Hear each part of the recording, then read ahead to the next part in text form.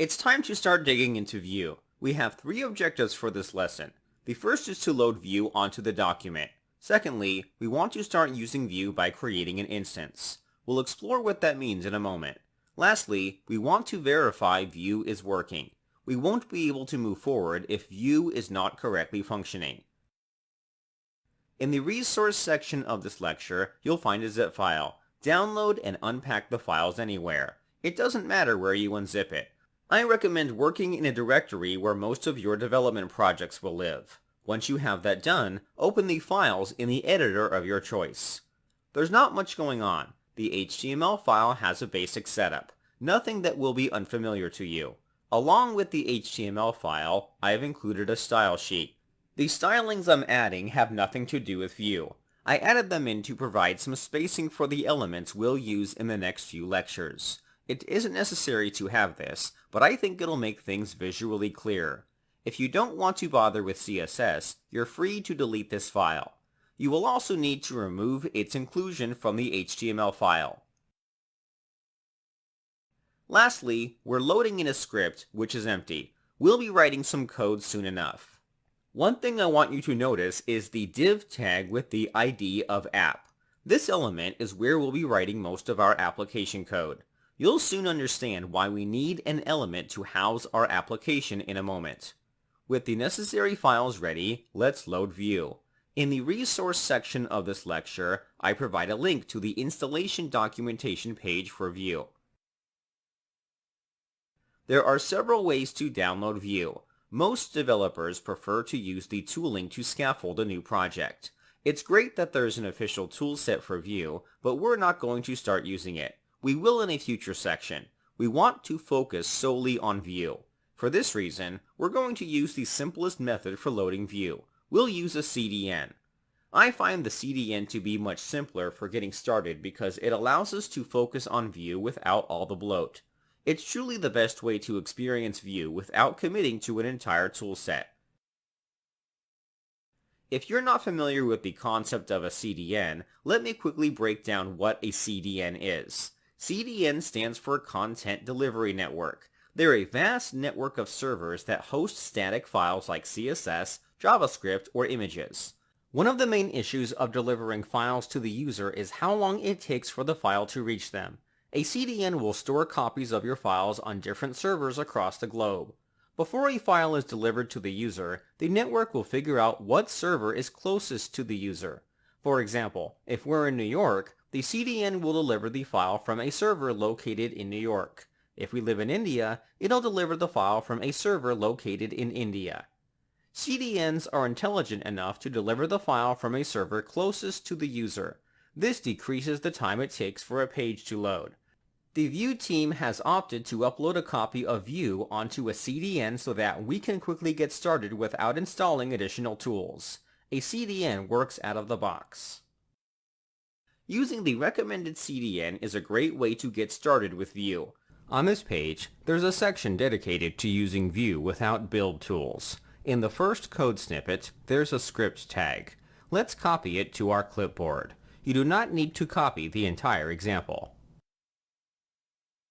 After copying it, paste it into the HTML file. Make sure it's loaded in before the app.js file. By adding one script, we've included Vue. This simplicity is one of the things I love about Vue. A lot of other frameworks require you to use a CLI to install many tools to get started. It's quite a hassle. However, with Vue, everything works with a single script. Vue does come with a CLI. We'll be taking a look at that later in the course. We're going to approach things in the most straightforward manner possible. The next step is to control the element with Vue. Even though we've included Vue, it does not automatically do anything to the page. We're the ones responsible for telling it what to control. Doing this is very simple. Inside the JavaScript file, we're going to call a function called Vue.createApp. The Vue object is defined by the script we added in. It has a function called createApp where it'll tell Vue to initialize a new application. The application it returns has the capability of keeping track of data and manipulating the document. This function has one argument, which is an object of configuration settings. We'll pass in an empty object. We'll add some settings later. The next thing we need to do is mount the application. The word mount is something you'll come across frequently in the documentation. It's used to describe the process of Vue inserting itself into the document. At the moment, we created an application, but we didn't tell Vue where to render the data. We need to instruct Vue where to mount the application. The createApp function will return an object with a method called mounts. We can chain the mount function after creating the app. This method has one argument. It's the element the application should mount itself to. The format for the value must be a CSS selector. In the HTML document, we have an element with the ID of app. We'll pass in #app. Be sure to pass this in as a string. That's important to note down. We've created our first app. It won't do anything, but let's check if it works. To view the file in your browser, you can double-click on it in your File Explorer or drag the file onto the browser. Typically, we would deliver our application from a server. Servers are computers that are capable of handling requests for an application. We're working locally, meaning we're working on our personal computers. The Vue team has developed a solution for creating a server on our machines. That's something we'll look at in a future lecture. For now, opening files directly in the browser will work. We won't be using features that require the necessity of a server. As you can see, nothing is happening. Let's open the console to check for some errors. I'll be using Chrome for this course. I recommend you use Chrome as well because it comes with the latest features of JavaScript and the best tools for development. You can open the console by pressing F12 on your keyboard. If you're on a Mac, you can press Command-Option-I. The console will not output any errors. Let's check the Elements panel for a moment. Nothing changes here either. Alright, so nothing is happening so far. How do we verify if Vue is controlling the element with the ID of app? There are a couple of ways, but I think the easiest way is to use the official dev extension. We'll take a look at this tool in the next lecture. We've taken the steps to integrate Vue into our document.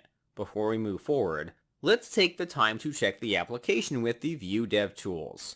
It's a crucial step because the official developer tools will allow us to debug the application. In the resource section of this lecture, I provide a link to the Vue DevTools extension. The Vue DevTools extension provides information about your application. It's effortless to use, and it will be beneficial later down the line. Scrolling down, we'll find a link to download it for either Chrome or Firefox. I'm going to download and install this quickly. You should do the same. I've finished downloading the tool. If I were to refresh the page, nothing would happen. Why is that? In the corner of the browser, a new icon will appear that will be grayed out. This icon will light up green if we have a Vue application loaded on the page. We're creating a Vue app in the browser, so why isn't this turning green? The developer tools are unable to detect a Vue application. It's because of security restrictions in regards to opening files directly in a browser. Browsers will typically limit some of its features when delivering a file locally as opposed from a server. In the address bar, you'll see that we're accessing our page via the file protocol. The extension, by default, doesn't support this protocol. We'll need to activate it ourselves manually. Right-click on the icon. Select Manage Extensions. A new tab will open with the settings for the extension. We want to check the setting that says Allow access to file URLs. Make sure that this option is turned on. The settings will save automatically. Once that's done, let's try refreshing the page again. In some cases, you may have to exit out of the browser and reload the page again. The extension settings may not have taken effect until you have done so. Nothing on the page will change, but the icon at the top right will light up. That's a reliable indicator that Vue is functioning. If we were to click on it, it'll tell us that Vue has been detected on the page. We've verified Vue is working. The developer tools have so much more to offer though. We can view the details of the application from the Chrome developer tools. Open the developer tools if you haven't already. A new panel will be available called View. Click on it. If we were to click on the View panel, we'll find information about the application we created. At the very top of the developer tools, we can switch between tools.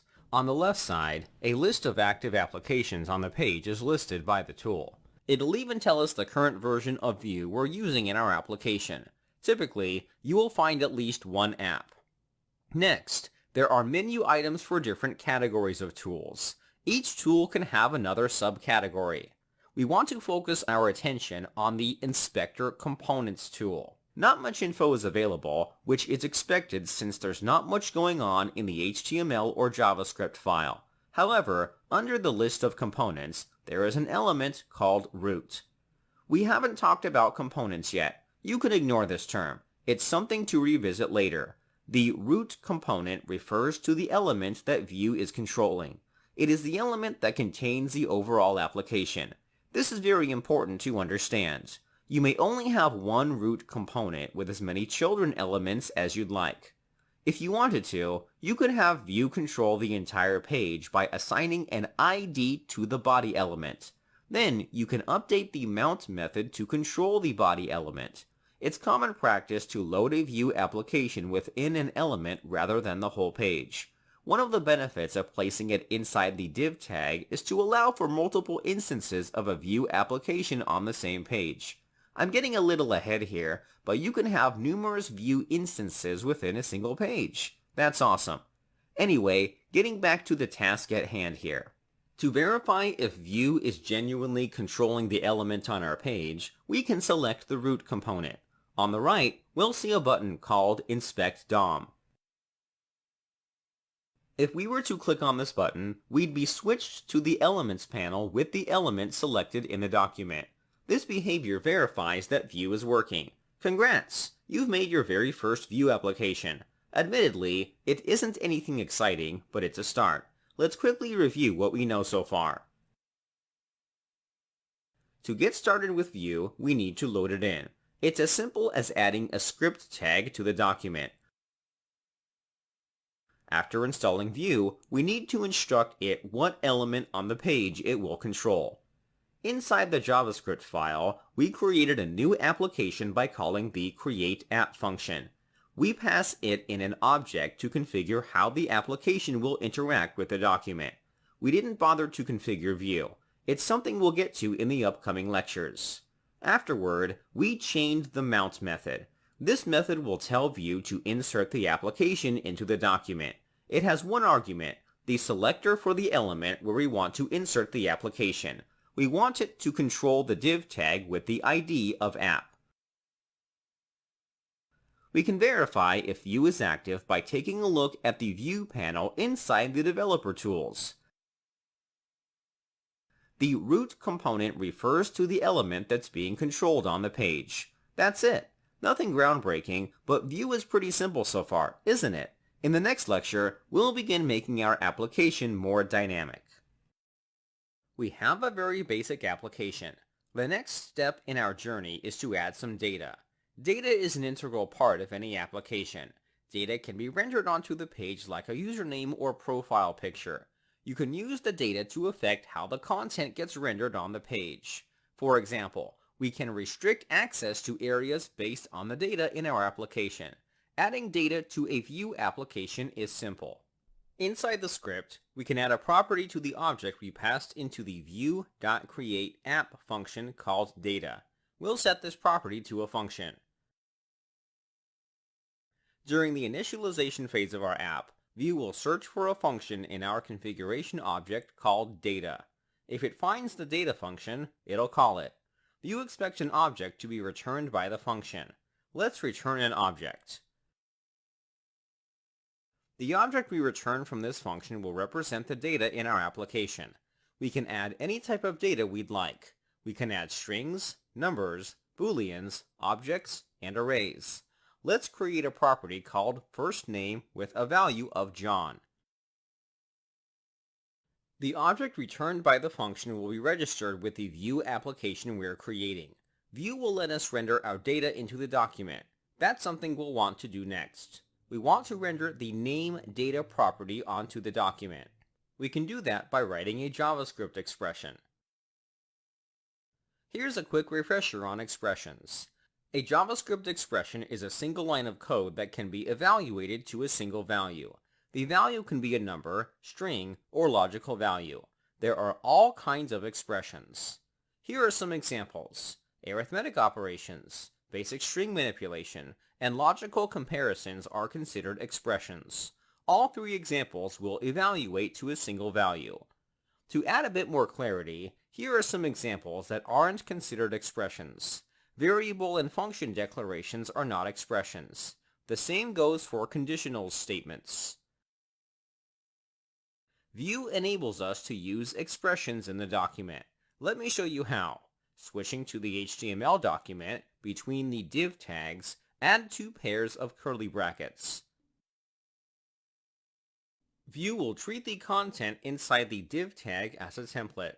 This will only apply to elements that are selected by View. In our script, we selected the element by chaining the mount function. Expressions can be used inside templates. An expression can be added to the template by writing a pair of two curly brackets. Inside the curly brackets, we can write an expression. For example, we'll add two numbers together.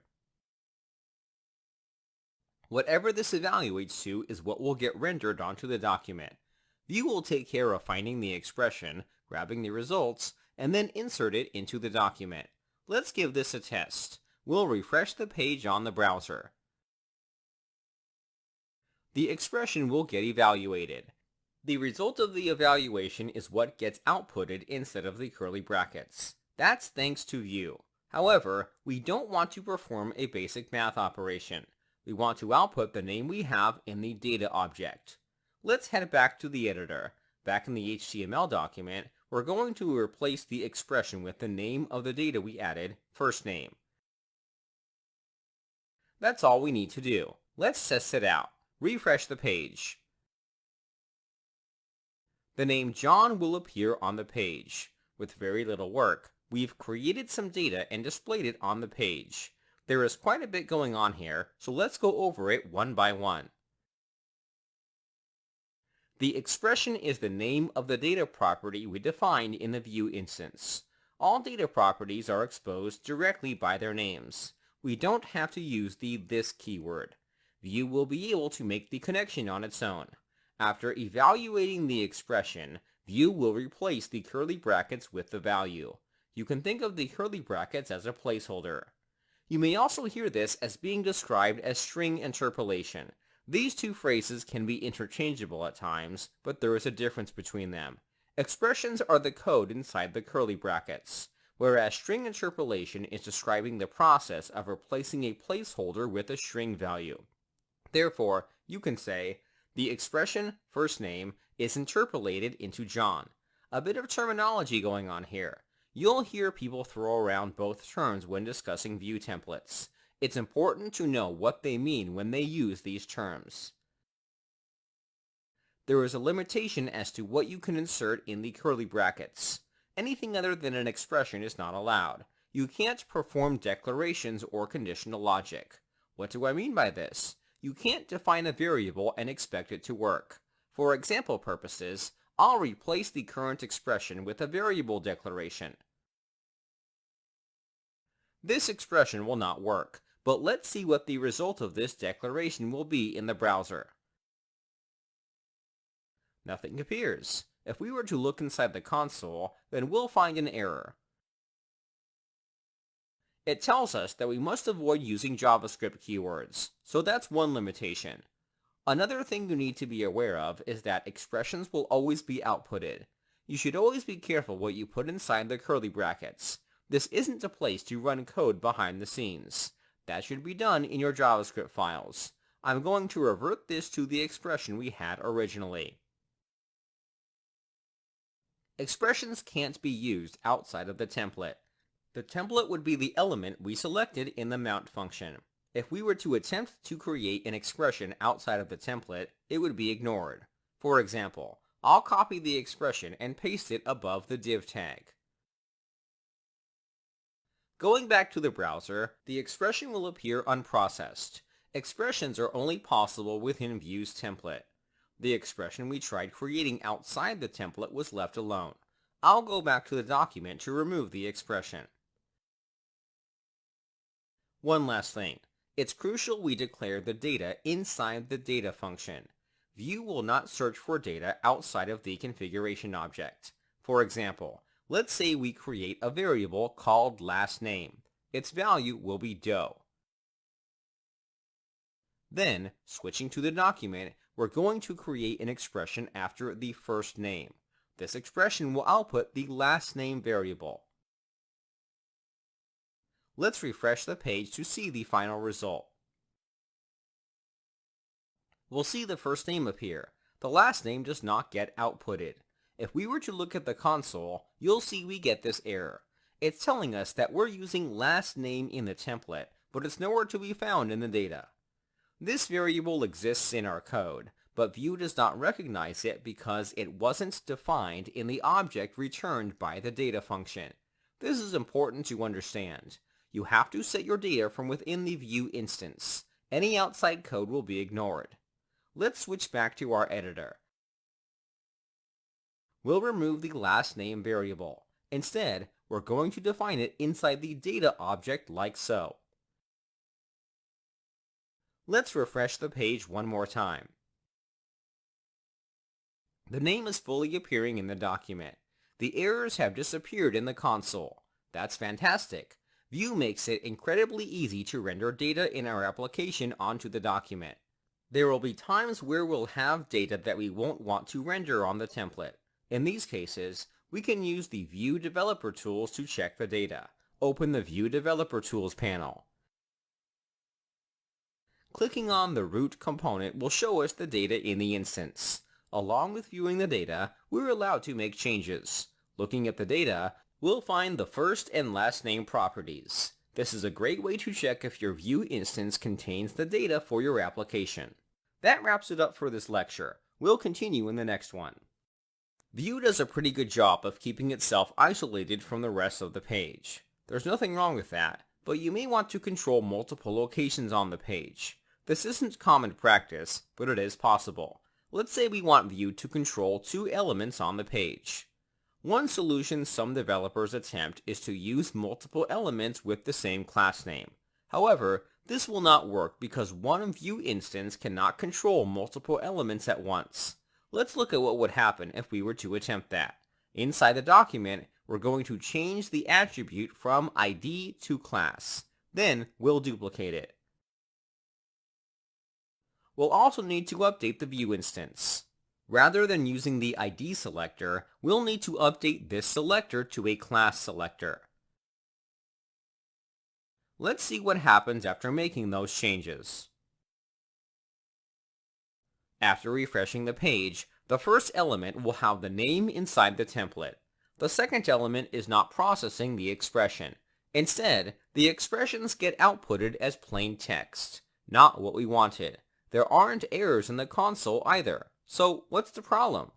A Vue instance can only be mounted to one element.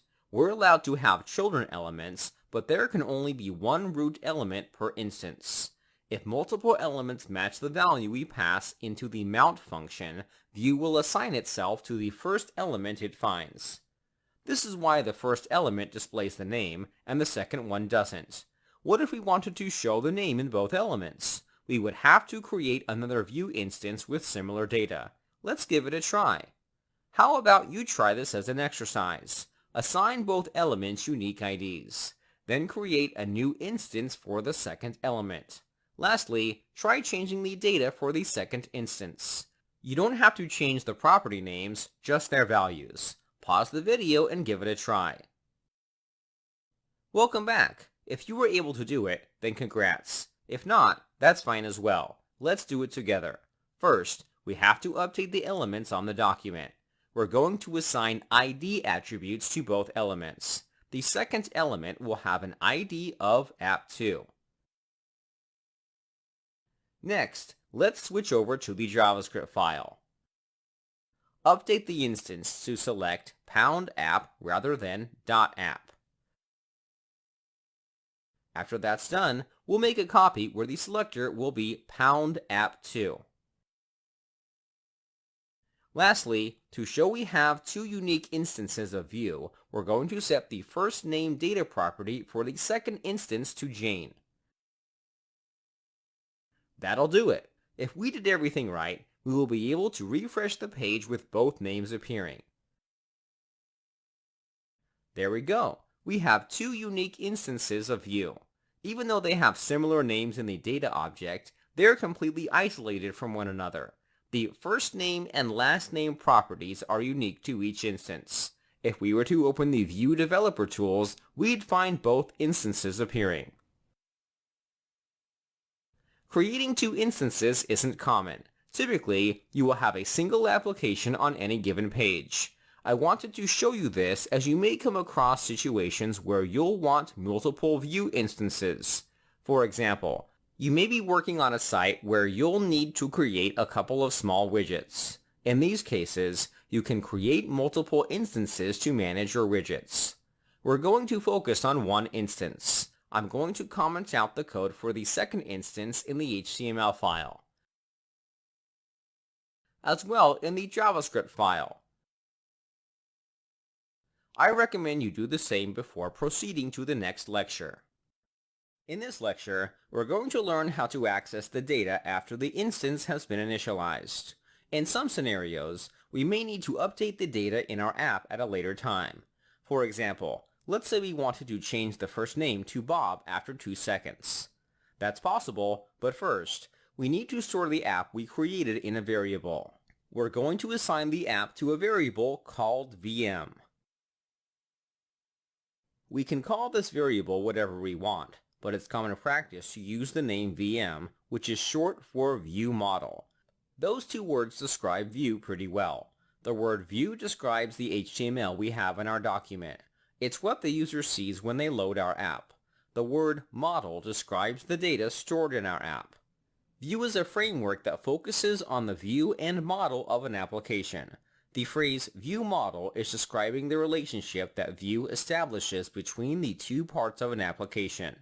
This is why most examples will use the variable name VM. After the variable assignment, let's invoke the setTimeout function. We'll give it a duration of 2000 milliseconds. Inside the function, we want to change the first name to Bob. To access the data from within the instance, we'll need to set vm.firstname to Bob. Let's stop here for a moment. At first, you may be thinking, this shouldn't be possible. The first name property is inside the data object. So shouldn't this line be vm.data.firstname? Usually, yes. But Vue does something magical behind the scenes to allow you to access the first name property from the object itself directly. It saves you time from having to write a long line of code. It's a process called proxying. I'll talk about what proxies are in a moment. First, let's check to see if this works. I'm going to refresh the page again. After 2 seconds, the name will change from John to Bob. Surely enough, it does. We can use the Vue developer tools to check if the data is changing internally. According to the tools, the data has been updated correctly. This behavior is precisely what we wanted. Vue makes it incredibly easy to access the data from within the instance. Let's take a moment to talk about what's going on behind the scenes because it's important to understand. First, we have to understand what proxying is. A proxy is a figure that represents the value in a calculation. That's the official definition. Let me break down what that means in relation to Vue. When Vue is initialized, it'll store your data in a property called $data. Therefore, to get the first name, we can use the following: vm.$data.firstname. This line will return the first name from the data object. The problem with this approach is that we have to type quite a bit of code to get the data. It isn't that annoying, but it can be simplified. Vue simplifies the code you have to write by creating proxy getters and setters. They are merely functions that'll take care of grabbing or updating the actual data. This feature keeps your code readable and straightforward. It's done behind the scenes for you. We can access the data directly from the object rather than access it through the $data object. Vue is capable of calling the correct functions that will access or update the data. The purpose of this is to make it convenient for you, the developer. Proxying is something you never have to worry about setting up. It's a feature built into Vue. This proxying feature is one of the reasons why developers love Vue so much. It's almost like magic. Let's take a look at the code that makes this possible. I'm going to comment out the set timeout function so that it doesn't disturb us. Then, let's switch back to the console of the developer tools in the browser. Inside the console, I'm going to log the VM variable. We will be able to see the contents because it's a global variable. Right away, there will be a lot of properties and methods defined in the object. Most key names start with either a $sign or underscore. As a side note, Vue likes to assign its own properties with these characters as a way to let the developer know their name's reserved by Vue. You shouldn't try to override these properties. Getting right back on track, scroll down to the very bottom. We want to search for something called getFirstName. Vue creates a set of getters and setters for every data property we create. They are proxy functions that take care of retrieving or updating your data properties. Whenever we type vm.firstname, the corresponding proxy function is called, which will get the actual value for you.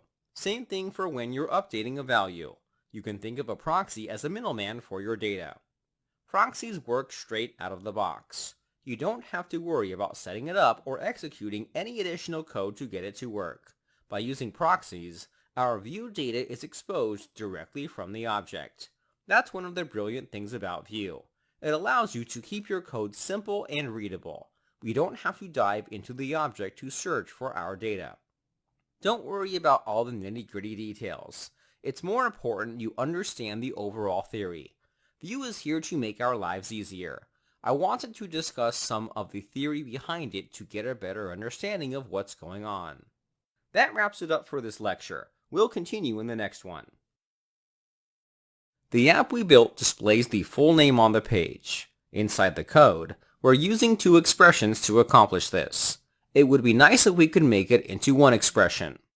We could update the data object to hold the full name, but that's sometimes unrealistic. When we retrieve the data from an API, we'll most likely have to combine the data to get the desired result. That isn't too hard to pull off. Inside the template, we can combine this into one expression by removing the curly brackets and adding them. We'll use a string template to accomplish this.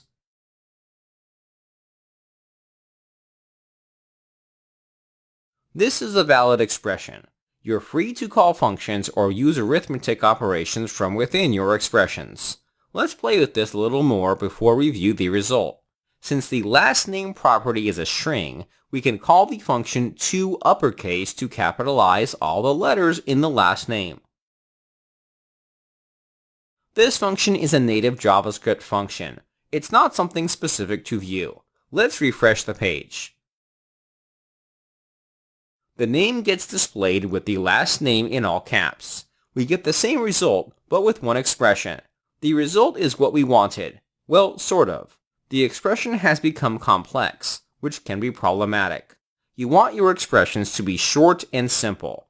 It's recommended you perform complex logic in your JavaScript file. It's not ideal to write complex expressions inside the template. It will happen from time to time, but you will usually want to separate the logic from the view. Luckily, we can use something Vue calls methods. Methods are functions that we can call to perform complex tasks. Let's try creating one. Back in the editor, we'll update the JavaScript file. We're going to add a new property called methods. It'll be set to an object. The methods property is where we can define functions for our application. It works similarly to the data object. Functions defined outside of the Vue instance will be ignored. You won't be able to call them from your template. Vue will only use the functions defined inside the configuration object. Let's create a function that will concatenate the first and last name. The name of our function will be called full name.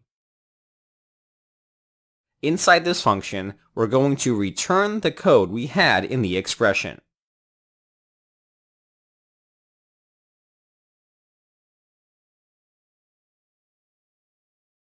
A couple of things I want to point out. First, to access the data from within the instance, we need to use the this keyword. Technically, this shouldn't work, but Vue will allow you to access the data like this thanks to its proxying mechanism. We don't have to worry about logging the object and finding out where the data is. It's accessible directly from the root. The second thing I want to point out is that I'm using a regular function. If you're familiar with ES6, you may be tempted to use arrow functions. However, this will cause errors in your application. It's not recommended to use arrow functions because of the proxying mechanism in Vue. The this keyword will not work if you were to use an arrow function. If you don't plan on ever using the this keyword in your function, then go right ahead with using an arrow function. Otherwise, always use a regular function. Now the question is, how do we use this function inside our template? It's quite simple. Switch over to the document. All you have to do is call it inside the expression. We'll replace the existing expression with the full name function. That's it. Let's try viewing the page. If we refresh the page, we will see the full name appear. The template looks a little cleaner because we were able to move the logic outside of the template. To summarize, methods are functions that you can use inside your Vue instance or template. Functions defined in the methods object are proxied by Vue. They're directly accessible in your template. If you would like to use the functions inside the Vue instance, you can access them via the this keyword. Since we're storing the instance in a variable, methods are also accessible through the VM variable. That wraps it up for this lecture. We'll continue in the next one. The next thing we'll look at is directives. Directives are attributes that change the behavior of the element it's applied to.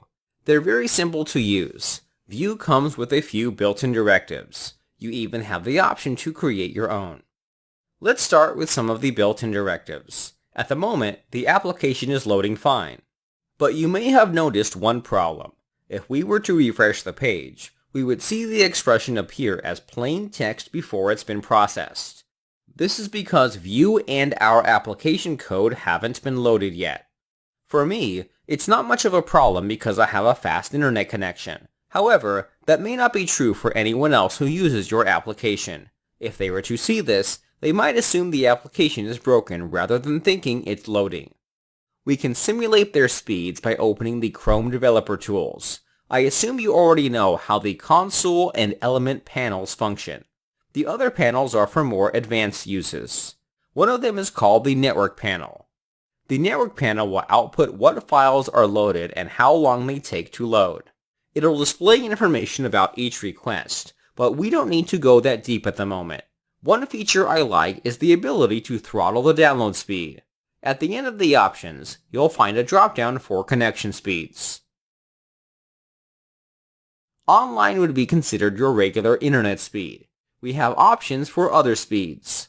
It's possible to create custom speeds as well. Let's try using the slow 3G speed option. Then, let's refresh the page by pressing Ctrl F5 on our keyboard. This keyboard shortcut will not only refresh your page, but will clear the cache as well. The expression takes longer to process because the scripts haven't been loaded yet. We have a basic application, but can you imagine what a page would look like with dozens of expressions? It wouldn't be very attractive to present our content like this. This is a common problem. There are multiple ways to fix this. By far, the easiest way is to use a directive. Using one is very simple. We'll switch back to our editors. Inside the document, let's add an attribute called vcloak to the app element. To the browser, this is an attribute, but to Vue, this is a directive. Unlike attributes, directives change how an element behaves. This behavior can be anything from changing the color to removing an element. All directives start with the V followed by the name of the directive. Directives can have expressions as values, but the one we're using doesn't require one. Therefore, we don't need to do anything else with it. This directive performs one single task. It'll wait for our View application to mount itself onto the document. The moment it does, it'll remove itself to wherever it's applied to. That seems silly because it's as if it doesn't do anything at all. The intention behind this directive is to help us hide elements it's applied to. However, that job is up to us to handle. Let me show you what I mean. The browser will identify this as an attribute even though it's a directive in Vue's eyes. We can use CSS to select this as an attribute and hide the element. Open the CSS file. Alternatively, you can create a pair style tags if you deleted the CSS file I provided earlier. At the bottom, we're going to add a selector for the vcloak attribute. Attributes can be selected by wrapping their names with a pair of square brackets. Inside the section, we'll set the display property to none. Any elements that have this attribute will be hidden in the document. Since this is the case, the user won't see the ugly expression. Eventually, Vue will be mounted onto the document, causing the directive to be removed. The styling we applied will be removed from the element we have the directive applied to. Anything being hidden will appear. Let's give it a try. Make sure you have throttling turned on. While the page is loading, the expression isn't appearing as plain text. After the page has finished loading, the name is rendered onto the document. This looks so much better and cleaner. Let's refresh the page again with the Elements panel opened. After refreshing, you'll see the vcloak directive attached to the element. The stylings are applied to the element. Once Vue has been loaded, Vue will remove this directive automatically, resulting in the removed stylings. This is the power of directives. Truthfully, this directive isn't very exciting, so let's explore some more directives. We'll learn what else we can do with directives. Before moving on, be sure to remove the throttling. One of the more interesting features of Vue is two-way data binding. Two-way data binding is the ability to update data through the HTML document or JavaScript file. That seems like it would be difficult to manage or pull off, but it's easy with Vue. Before we check out two-way data binding, let's surround the expression with a pair of paragraph tags. Then, we'll add a horizontal line right under it. We're adding these in for better formatting. Next, create two input fields and labels for the first name and last name properties in the data object.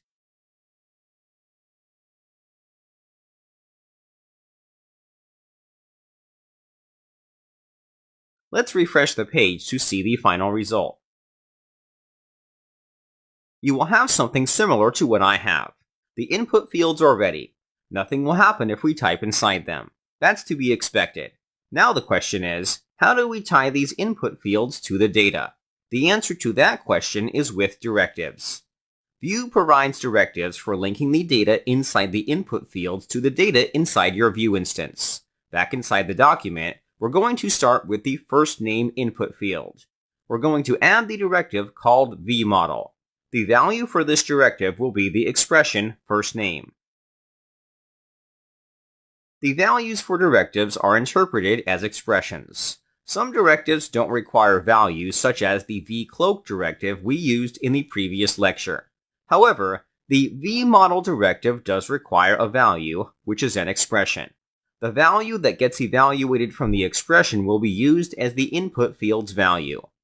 You may notice that I'm not adding the curly brackets. Directives automatically assume the value is an expression. We don't need to add curly brackets. In fact, let's see what happens if we tried adding in some curly brackets. Afterward, we'll refresh the page. The application will throw an error. The console in the developer tools tells us that there was an error with compiling the template. It says that we have an invalid expression. The value for the vModel directive is already prepared to take in an expression. The fact that we're passing in another expression means we're trying to run an expression from within an expression. No wonder Vue doesn't like this. I'm going to remove the curly brackets. Then I'll refresh the page. The application is functional again. The input field is pre-filled with the data from the first name property. If we were to update the input, then the full name above gets updated too. This update is something that Vue will perform automatically for you. Because we're using the vModel directive, Vue will keep track of changes to the input field. If a change occurs, it'll update the data in our application. The data it updates depends on the value we used for the directive. This includes any methods that use the data. We don't have to worry about calling the function again because it's automatically called for us behind the scenes. This automation is what's called reactivity. Reactivity is the process of updating the document whenever the data changes. Once a change happens, Vue will look at the template. It'll identify any expressions that need to get evaluated again. The template then gets updated with the new values. Vue does a good job of keeping track of everything for you. If we were to use vanilla JavaScript, the code would look something like this. First, we would select the input field. Notice how I'm grabbing the input field by its ID. Without an ID, I could mistakenly grab the wrong input field. After grabbing the input, an event listener is attached with the keyUp event. If the event is triggered, the paragraph's inner text is updated with the input field's value. We can achieve the same results with vanilla JavaScript, but there are a few problems with this approach. The first is having to assign IDs and classes to the elements. There's a bit of management that has to go on. We're dealing with an input field and paragraph. What would this look like if we had hundreds of elements? It would get complicated quickly. Vue solves this issue elegantly with reactivity. It's keeping track of the data. It's also listening to events that could potentially change the data. If the data changes, it'll know exactly where to apply those changes without assigning classes or IDs to the document. I'm going to update the name again. As I'm typing into the input field, the name gets updated in real time. This is reactivity in action. In traditional websites, you would have to refresh the page whenever the data was updated. However, with Vue, the updates occur immediately. Vue takes this a step further by allowing us to use two-way data binding.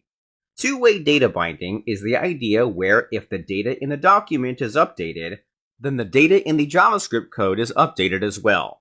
Vice versa, if the data in JavaScript were updated, then the data in the document will also get updated. We can see two-way data binding in action by opening the console in the developer tools. In the console, we're going to access the VM object, which contains the Vue instance because that's where we stored it. Then, we're going to access the first name data property. From the looks of it, the value in the instance has been updated. It matches the exact value in the input field. This time, if I were to update the value with JavaScript, I would see the changes reflected in the document. Surely enough, it does get updated. This feature is called two-way data binding.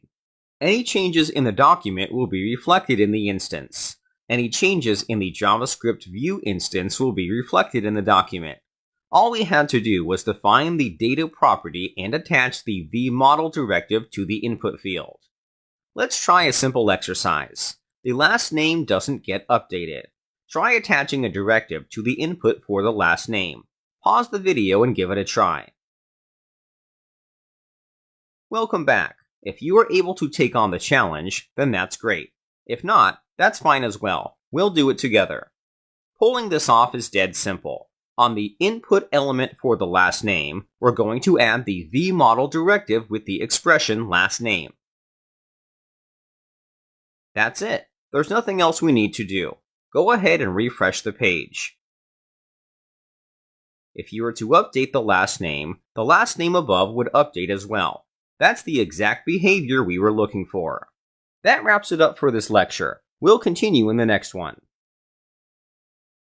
In some cases, you may want to have dynamic attributes. I'm not talking about directives, but actual HTML attributes with dynamic values. For example, let's say I had a link below the full name that points to Google. Rather than hard-coding the URL into the attribute, let's store it inside the data object. I'm going to call it URL.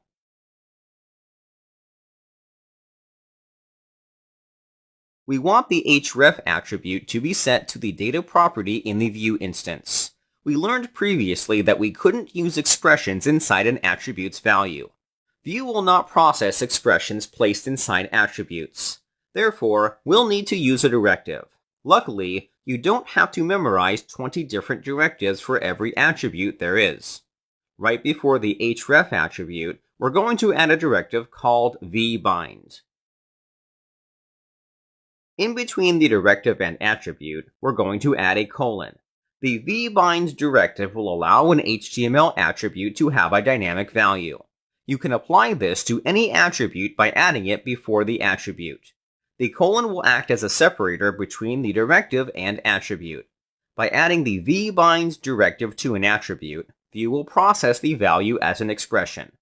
Therefore, we can set this attribute to URL. That's all we need to do. Back in the browser, we can refresh the page and click the link. The link will open in a new tab. The vbind directive allows for any attribute to have a dynamic value. Throughout the course, you'll see how incredibly useful this directive is.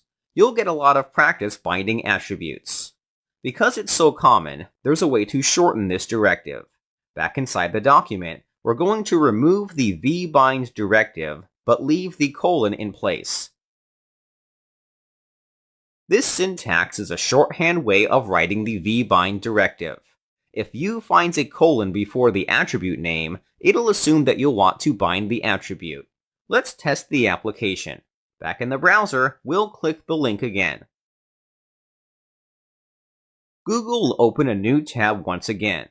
As you can see, either method works. Using the longhand or shorthand version is all preference. For the rest of this course, I'll be using the shorthand version. In this lecture, we're going to learn how to output raw HTML. Before we jump into the code, I want to take a moment to talk about some security issues that may arise from doing this. The security risk I'm talking about is called cross-site scripting. You may also hear it referred to as XSS. Cross-site scripting occurs when malicious or harmful HTML is injected into the web page, causing unintended behavior in the application. This usually happens when you output HTML from an external data source. For most of this course, we've been dealing with basic data. None of it contained HTML. The HTML was left inside the template. However, there will be scenarios where the HTML will come from the data source rather than the template. In these cases, you open yourself up to cross-site scripting. This is because your data will not be hard-coded like we've been doing so far. Your data will most likely come from an external source, such as a database or API. If those sources are compromised, your application will most likely face issues too. Before we go any deeper into this topic, let's learn how to output raw HTML. Previously, we inserted a link into the template with a dynamic URL. Let's recreate this, but with the HTML mixed in with the data. Inside the data object, we're going to create a property named raw URL. The value will be an anchor element with the URL pointing to Google. Then, inside the template, we'll create another pair of paragraph tags. We'll create an expression inside the tags for the raw URL data property. This expression will not work. Let's see why. Go ahead and refresh the page. Vue will process the expression. However, it will not render the HTML correctly. It'll get escaped, resulting in it being rendered as raw text. This is great in most scenarios. It means that if the data was compromised, then the worst a user will experience is a broken app rather than a malicious one. Now let's say I wanted to output the HTML unescaped. What then? We can render HTML from a data property by using a directive. Back inside the template, we're going to remove the expression. Next, we'll apply the v-html directive to the paragraph tag. The v-html directive will allow us to output unescaped HTML. The value of this directive is an expression. We'll set it to the raw URL data property. Let's give the application a test by refreshing the page. If we did everything correctly, the link will appear like the one above. We will be able to click on it. This is great. Thanks to the v-html directive, we're able to output raw HTML onto the document.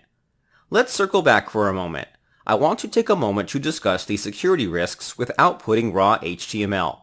There is a reason why Vue will only output data as raw text. It's because it's a safer solution. Let's pretend that a hacker suddenly gained access to the database where the URLs are stored. If they saw we had raw HTML rendering on the page, they could change the links to harmful sites. What would that look like? In the developer tools, we'll open the console. We're going to access the VM object, which contains our Vue instance. We will change the raw URL data property from Google to Bing like so. If I press enter, you'll see that nothing changes above. It's because I didn't change the inner text of the link. I only changed the link itself to use Bing instead of Google. If I were to click on the link, I'd be taken to Bing, which isn't what we wanted. This is one example of cross-site scripting. One common method for hijacking an application is done by convincing users to copy-paste code into their consoles. This will give them access to the data in the application. While the user is at fault in this scenario, we don't want our data to contain raw HTML. We should take precautions to ensure the application doesn't output anything we don't intend it to output. There are usually better solutions for handling raw HTML. You need to consider those solutions whenever you have to output HTML carefully. I want to give some final thoughts on this before we move on. Unfortunately, there's not much you can do to prevent cross-site scripting on the front end. Vue already does a good job of keeping us covered by only outputting raw text from expressions. However, that can't solve every scenario. Nowadays, there are browser extensions that modify the HTML on a page. Users may have these extensions installed. There's not much we can do about it. There are two things we can do, though. A lot of the responsibility falls on the back-end developer as they have full control over what gets inserted into the database. As long as they're securing their side, it makes our job so much easier. If you're developing on the back-end, make sure you're sanitizing and escaping any HTML that goes in and out. Our duty, as front-end developers, is to escape characters. Vue helps us with that. Secondly, make sure you trust the source of your data. Most APIs available are safe, but always make sure you know what kind of data you're receiving and expecting. As long as the back-end of things are secure, your front-end application will be safe. Out of the box, Vue supports native browser events such as clicks, key inputs, hovers, etc. We can listen for these events to run a function whenever an event occurs. It's very easy to do. We can listen for events by using directives. Inside the app.js file, let's create a new data property called age. Its value will be 20. Then, let's display this age inside the template. I'm going to place it beneath the links we created previously. Let's say we wanted to add a button that will increment or decrement the age based on which button a user clicks. Below the input fields, we're going to add two buttons for incrementing or decrementing the age.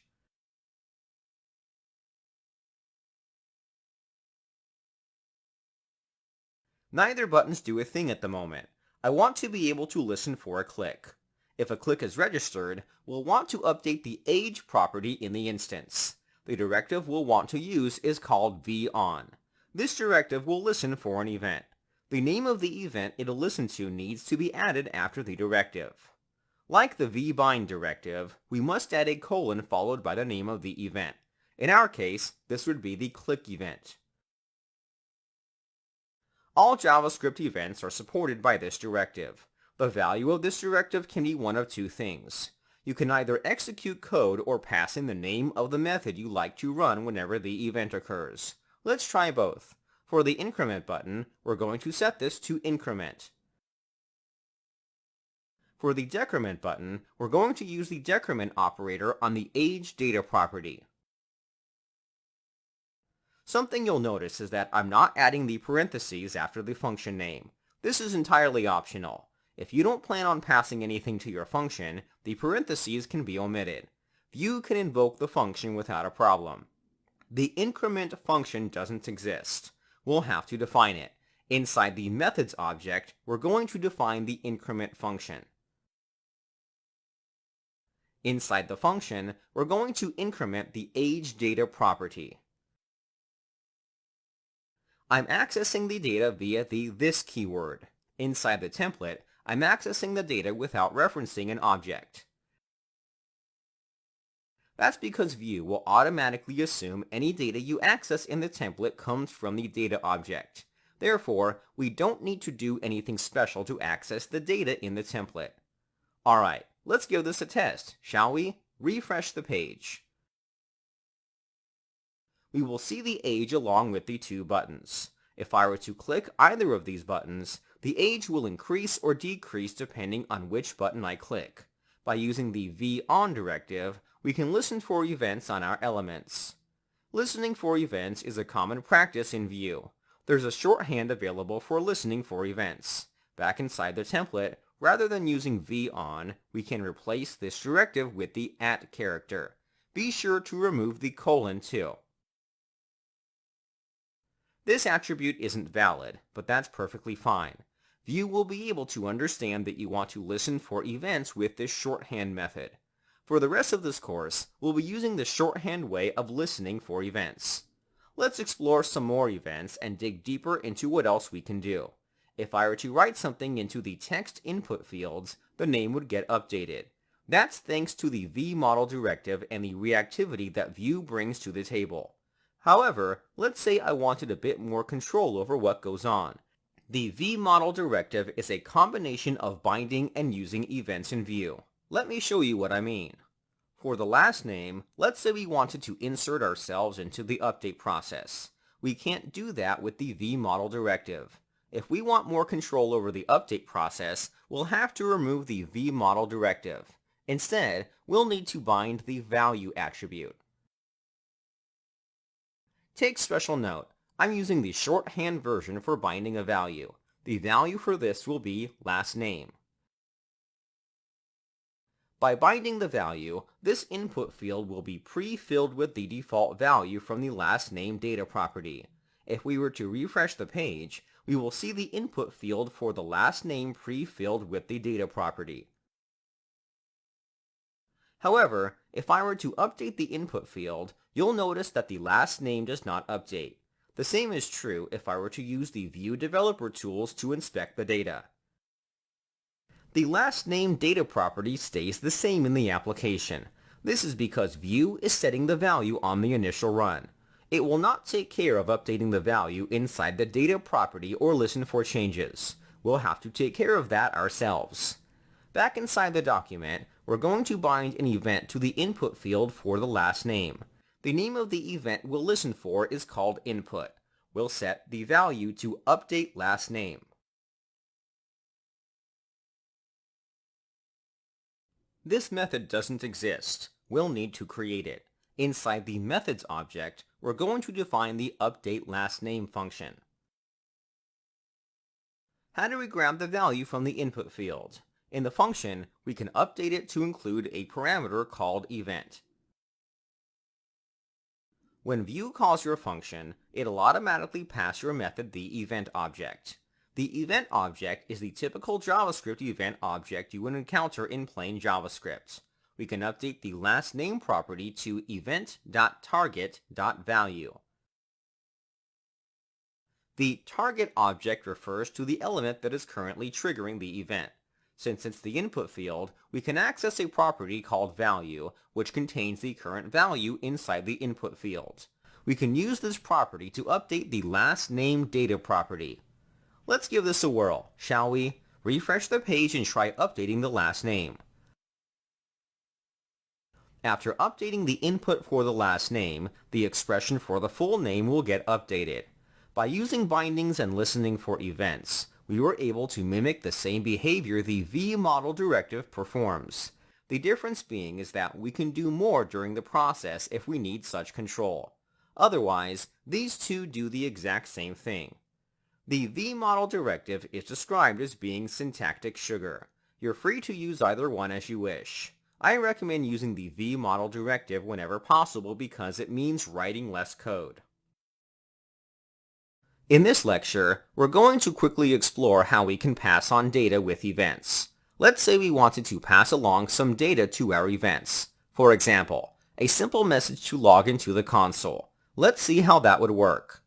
Let's go back to the template in the editor. Inside the directive, I'm going to pass on the following message: last name event triggered.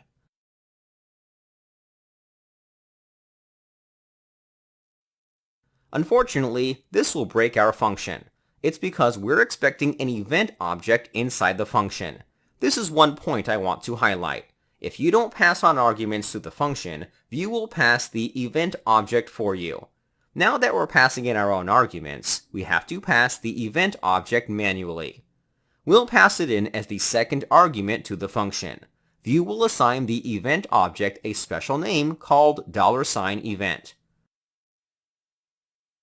In our template, Vue will store the data related to the event in an object called $event. You must add the $ symbol because it's the name Vue will assign the event object to. The next step is to update the function in the application to handle the new arguments. Inside the update last name function, we're going to set the first parameter to message and the second parameter to event. Then, inside the function, we will log the message parameter.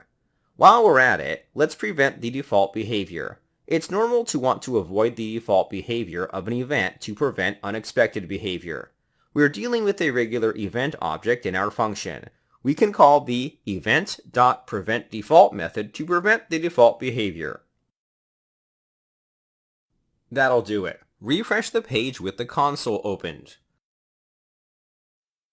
If we were to input some random gibberish, the last name will get updated. In the console, the message we passed into the function was logged. We can customize the behavior of our event handlers by passing in arguments. Vue will take care of calling the function for handling the event with the arguments you pass in. If we decide to add additional arguments, we will need to update our functions to accept the event object if we plan on using it.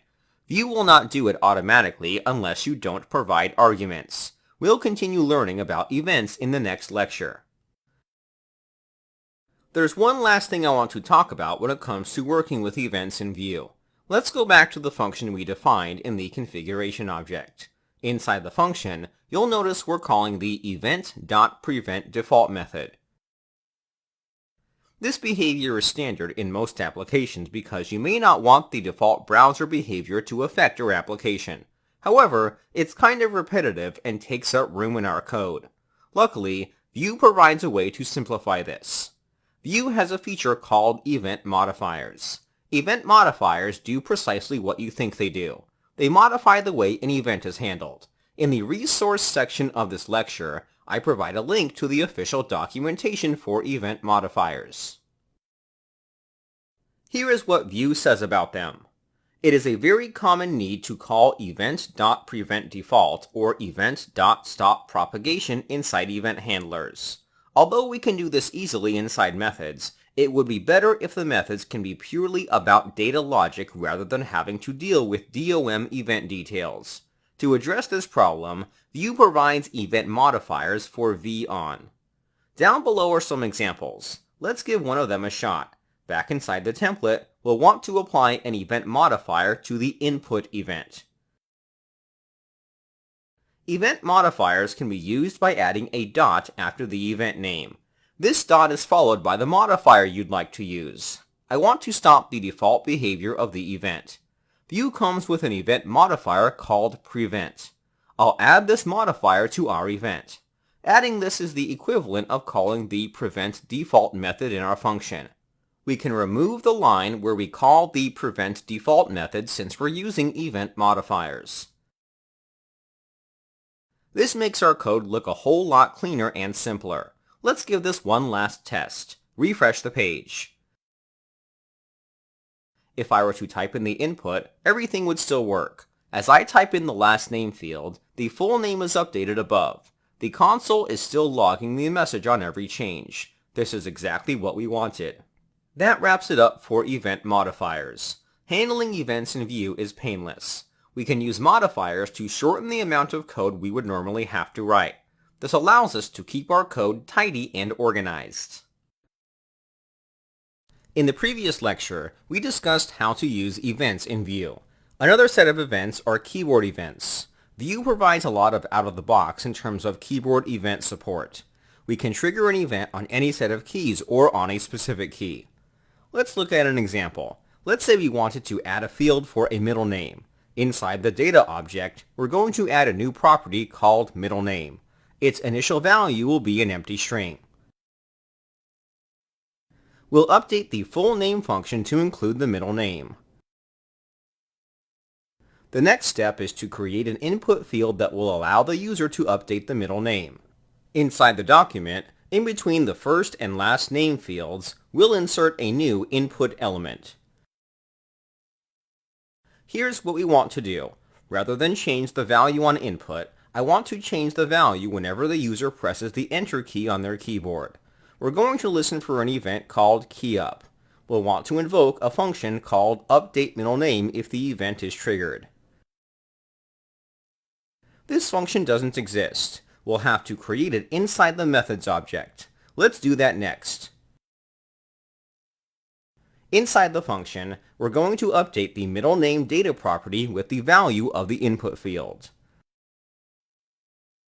The keyUp event we're using is triggered every time a user presses a key and then releases it. This means that the function is invoked on every key release. We're looking to limit which key will trigger the event. We only want to invoke the function if the key released was the Enter key. In the resource section of this lecture, I provide a link to the keyboard modifiers documentation page. Keyboard modifiers work similar to event modifiers. They modify how an event works, but with keyboard inputs. It's completely optional to use keyboard modifiers. By using them, you can listen for a specific key. Out of the box, they even provide some aliases for certain keys. You can find the full list in the documentation. They even have an alias for the Enter key. Let's use it. In the template, after the event, we'll add the Enter key modifier. If we were to test the input on the page, nothing would happen. The full name updates the second I press the Enter key. Typically, you would check for something like this with conditional statements. Vue takes a different approach by using modifiers to make things cleaner and simpler. There are times where we'll need to use a key that doesn't have an alias. In cases like these, we can use the code assigned to a key by the browser. In the resource section of this lecture, I provide a link to a site that will tell you the key code for any key. If I press Enter, I'll be presented with information about the key I pressed. In a huge font size, I'll be provided a number to represent the key I pressed. However, this is not the key code we need. The code we'll want to use is provided in the corner. The difference between the two is the number is deprecated in most browsers. The key code in the code box is the official code we need to use in our application.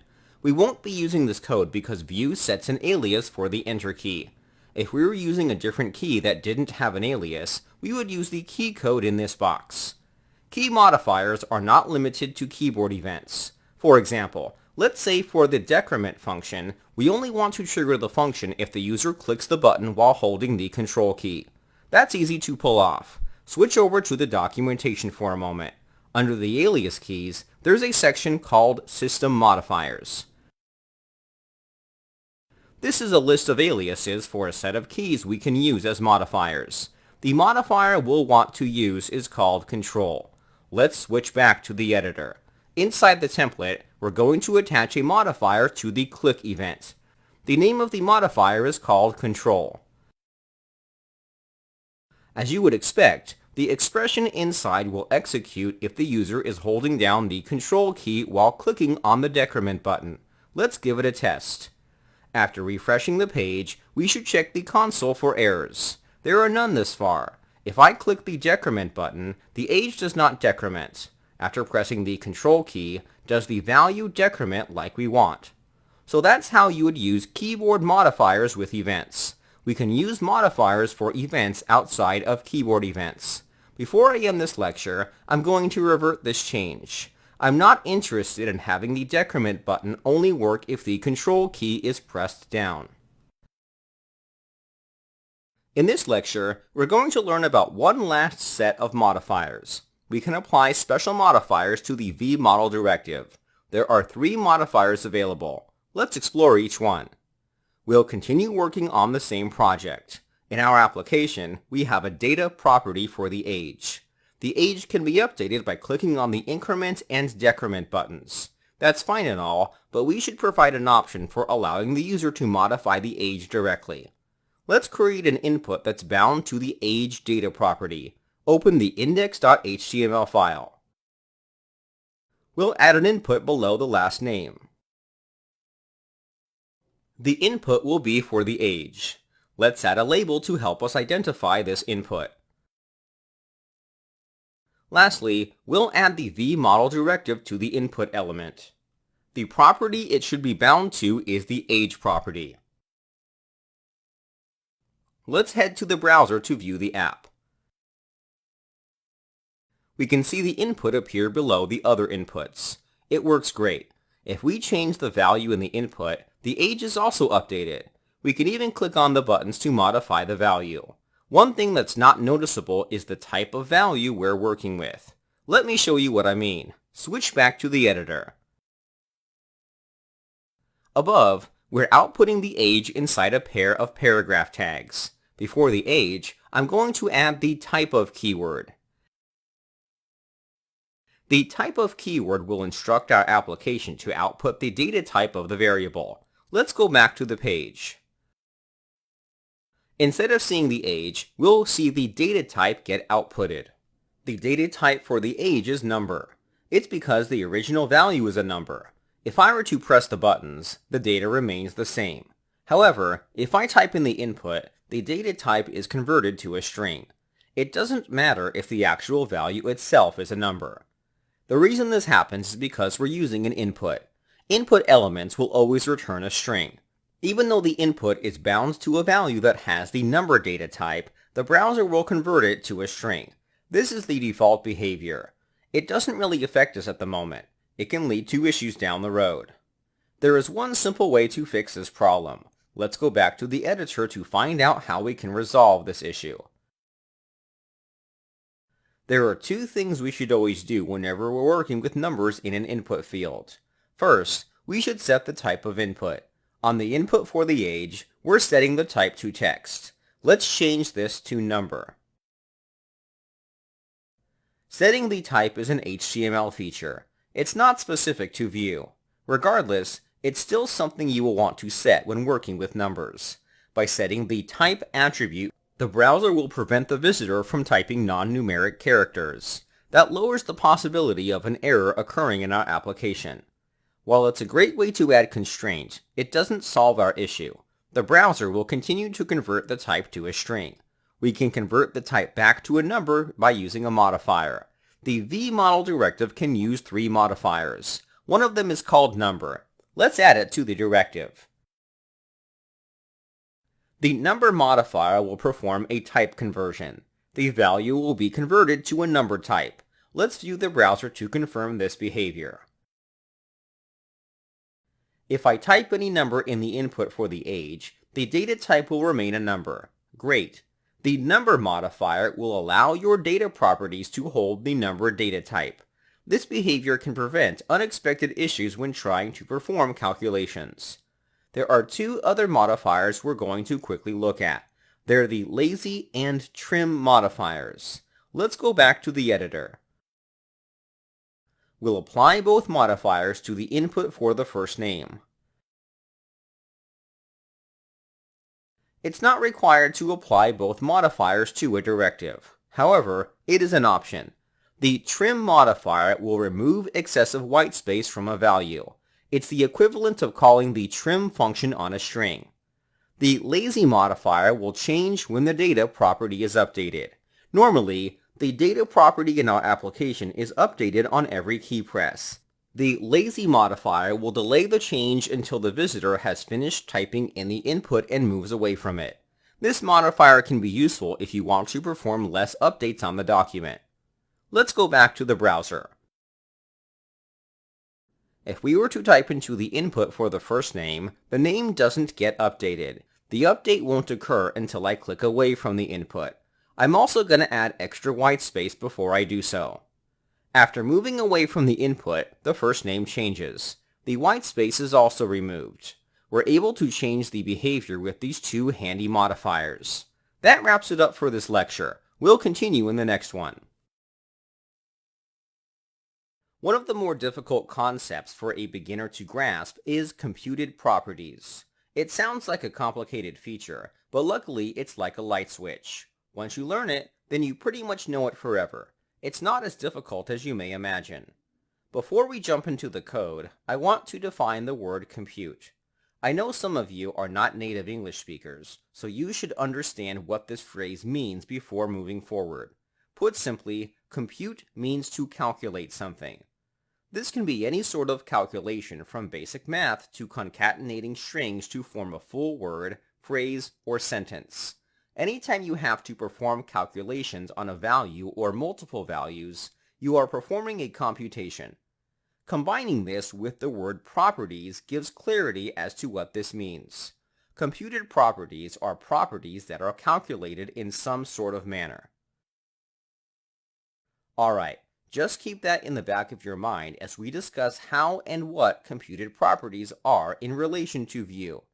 If we were to look at our Vue instance, would you be able to tell which bit of code would be considered a computed property? If you guessed the full name method, you would be correct. The full name method calculates the full name by combining the first, middle, and last names in the data object. The full name method works better as a computed property. It may not seem like it, but using a method for this sort of situation is costly and inefficient. Let's explore why that is. This method currently works fine. We don't get errors in the console, nor does it give the rest of our application a problem. However, something is going on behind the scenes that we're not seeing. Let's switch back to the editor. Right before I return the value, I'm going to log a message with the console.log function. The message will say the following. Full name method was called. I'm going to comment out the message inside the update last name method so that we don't see it in the console. We want to shift our focus to computed properties. Let's check out our app. Make sure you have the console opened. I'm going to update the first name input field. After inputting a value, the full name is updated. Inside the console, the message inside the full name method was logged. That's to be expected since the first name data property was updated. Therefore, the full name method would have to be called again for the latest changes. Now let's see what happens if I were to click on the increment or decrement buttons. Not only does the age get updated, but the full name method gets called again. This happens regardless if we updated the properties for the name. This is the first problem with using a method for calculating a property. Whenever any of the data properties are updated, Vue will render the template again onto the page. This means that any methods in the template are recalled during the process. To be more precise, this applies to methods that are invoked immediately. We do have methods that are called when an event occurs. We don't have to worry about them being called on every render. The full name method is an example of a method called when we don't want it to. It's more desirable for it to be called only when it's necessary. That's possible thanks to computed properties. Let's learn how to use them. Switch back to the editor. Inside the Vue instance, we're going to create another property in our object called computed. It'll be on the same level as the data and methods objects. The value is an object. Inside this object, we can define anything we want. I want to convert the full name method into a computed property. Converting this is as simple as moving the method into the computed object. I'm going to change the message inside to say the following: full name computed property was called. There's one last adjustment we'll need to make. Inside the template, we have to remove the parentheses from the expression. This may seem strange, but Vue treats your computed properties as data. I'll explain more in a moment, but let's check if this works. Let's view the application in the browser. Everything will work normally. If I update the first name, then the full name updates too. The message we logged in the function appears in the console. However, this time, if I were to update the age, the message doesn't get logged. This means that the function doesn't get called even when the age is updated. There is a benefit to using computed properties. Vue will cache the values of computed properties. Let's discuss what happens when a data property is updated. First, it'll scan the function of the computed property. It'll check what data properties you're using inside the function. If any of those values change, Vue will rerun the function and update the value. If a data property was updated that wasn't used inside the function, Vue will not bother updating the value. Therefore, we save on performance and execution time. Vue is smart enough to know when to call the function based on the data used inside the function, even if it isn't actively used. Let me show you what I mean. Back inside the full name function, I'm going to add this.age. I'm not going to bother doing anything with the value. I won't reset or change it. Normally, we wouldn't do something like this. This is just an example. Once you have that set, refresh the page one more time and update the first name. The message is logged in the console. Now I'm going to update the age. This time the message does get logged. It's because we're using the age data property in the method. Vue was able to pick up on that. Since the age gets updated, then the function gets called. I'm going to remove the age from the function because it's unnecessary to have it there. I want to talk a little more about how computed properties are used in terms of how we write it. The first question is, are computed properties data or methods? The answer is a combination of both. The data property is used to store single values. You can store objects and arrays as well. It's not the kind of object where you would store functions. If you want to store functions, you would use the methods property. If you have a function that calculates a value, you would use a computed property. Let's discuss the differences between methods and computed properties for a moment. With methods, you are allowed to calculate values. We can use them in expressions if we want to. In fact, you could use methods exclusively. However, you would lose out on the performance gain that computed properties provide. Methods provide a lot of flexibility. You can make requests, update elements, etc. With computed properties, they serve one purpose, or at least they should, and that is to calculate a value. Unlike methods, you are always expected to return a value. You're free to take other actions, but you must always return a value.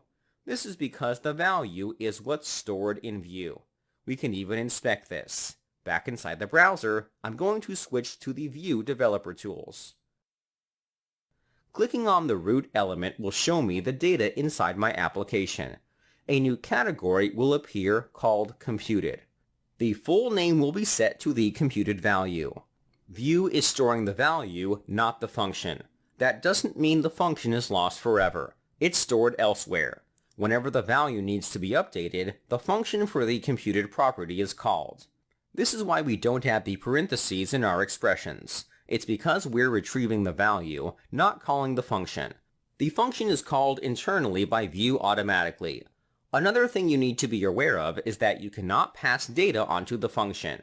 If you need to pass on data, then you may want to consider using a method. That does it for computed properties.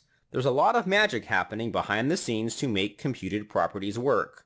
Using computed properties is simple thanks to that magic. Computed properties can seriously boost the performance of your application with little work. I recommend you play around with them more before moving on to the next lecture. In the resource section, I provide a link to more information about computed properties. I definitely recommend giving it a good read. So far, we've learned about the data, methods, and computed objects in the instance. There is one more property that allows you to manipulate data, which are called watchers.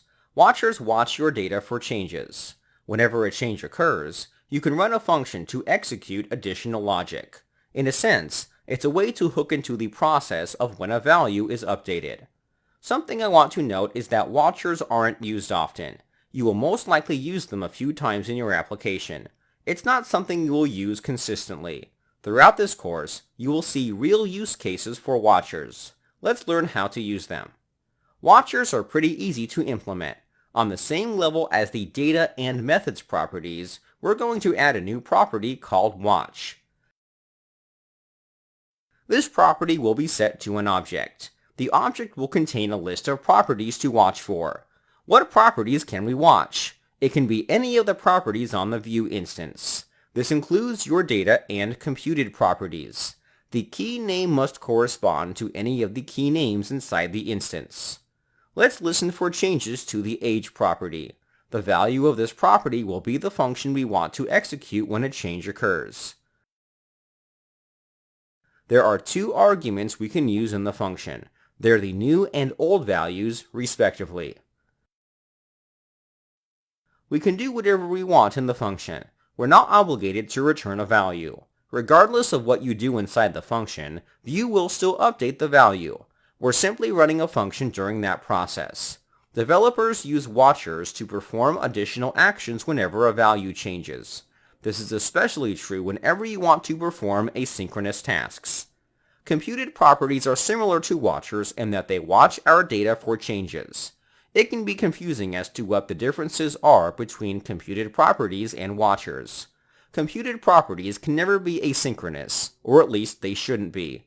Vue expects a value to be returned from the computed properties function. However, watchers don't bear that responsibility. You have the freedom to perform asynchronous tasks. For this example, let's say I wanted to revert the age to its original default value after 3 seconds. Inside this function, we're going to use a setTimeout function. Inside of it, we'll set the age property to 20. Let's give things a test. In the browser, we'll try to update the age. After 3 seconds, it'll revert back to 20 because the watcher function will run when we change the age. By using watchers, we can run additional logic when a value changes. Like I said in the beginning, watchers aren't used as much as data, methods, or computed properties. I wouldn't stress so much about using them. You will learn through experience and throughout this course on when to use them. That wraps it up for this lecture. We'll continue in the next one. We've learned a lot so far. There are still a few things I want to dig into before we dive into an exercise project. In this lecture, I want to talk more about binding attributes. Specifically, I want to get into working with the class attribute. It's common to apply styles conditionally based on the data in our app. In the resource section of this lecture, I provide a zip file with some starter files. We'll be moving away from the previous code base. It's starting to get cluttered. I want to focus on this concept alone. Download, unzip the files, and view them in your editor. Pause the video if you need to. There's nothing special going on in these files. We have the typical HTML, CSS, and JavaScript files. I've already gone ahead with preparing a Vue instance for you. Here is what it will look like in the browser. It's a circle that says, Hi. Above it is a checkbox. It's non-functional at the moment. We'll want to make it functional by changing the background color of the circle if the checkbox is ticked. Back in the editor, inside the CSS file, we have a class called purple, which will change the background color of an element to purple. How do we dynamically add this class to the element? We can dynamically add a class with binding. We'll switch over to the document. We'll bind a class attribute on the div tag with the class circle. I'm applying two class attributes to the same element. Vue is smart enough to merge them after the template has been processed. We don't have to worry about conflicting issues. The value for this attribute will be an object. The object can contain a list of classes to apply. The key name will represent the class name. The value will be the condition. If the condition is true, the class will be added. Otherwise, it'll be removed. The class we want to add conditionally is the purple class. The value will be the data property isPurple. This property doesn't exist, so let's add it in. Back in the script, we'll define the data function in the configuration object. Inside the data object, we'll add the isPurple property. The initial value will be false. Because the value will always be false, the class will never be applied to the element. We'll want to change that by using the checkbox to toggle the data property. Back inside the document, we're going to use the vModel directive on the checkbox. The vModel directive will work on all form elements, including the select and text area elements. We're going to set this to isPurple. That will take care of toggling the value. If the box is ticked, then the value will be toggled to true. We're finished with binding the input. Back inside the browser, we'll refresh the page. If we look inside the console, we won't find errors. That's great. The initial color of the circle will be green. If we were to toggle the checkbox, the circle would toggle from green to purple. By binding the class attribute, Vue can help us manage the classes for an element.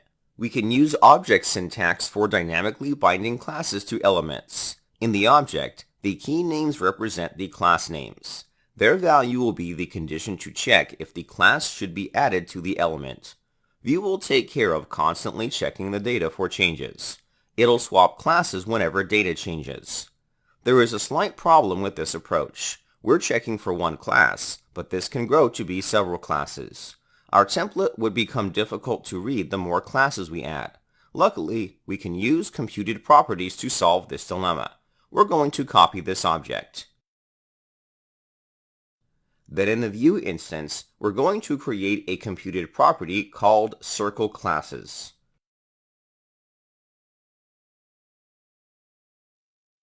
Inside the function, we'll return the object we copied earlier.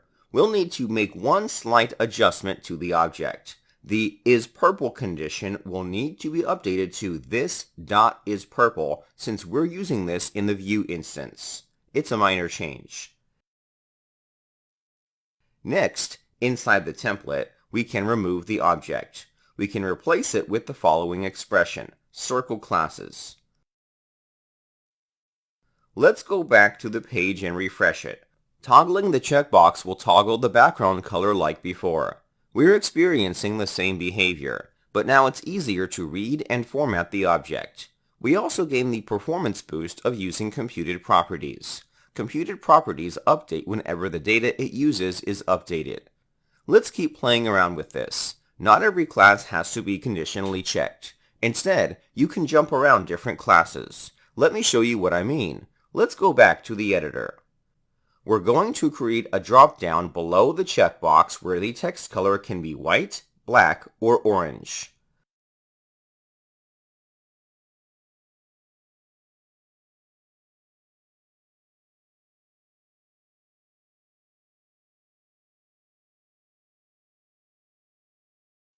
For the color white, I left the value blank because the default color is already white.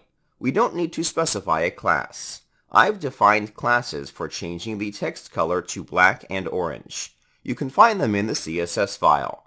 We'll need to bind this dropdown to a value in our data object. We'll use the vModel directive. We'll set it to the selected color property. This data property doesn't exist in our application. We'll need to define it. Inside the data object, we'll define this property. The initial value will be an empty string. The last step is to bind the value to the circle element. Inside the template, we'll change the class binding to selected color.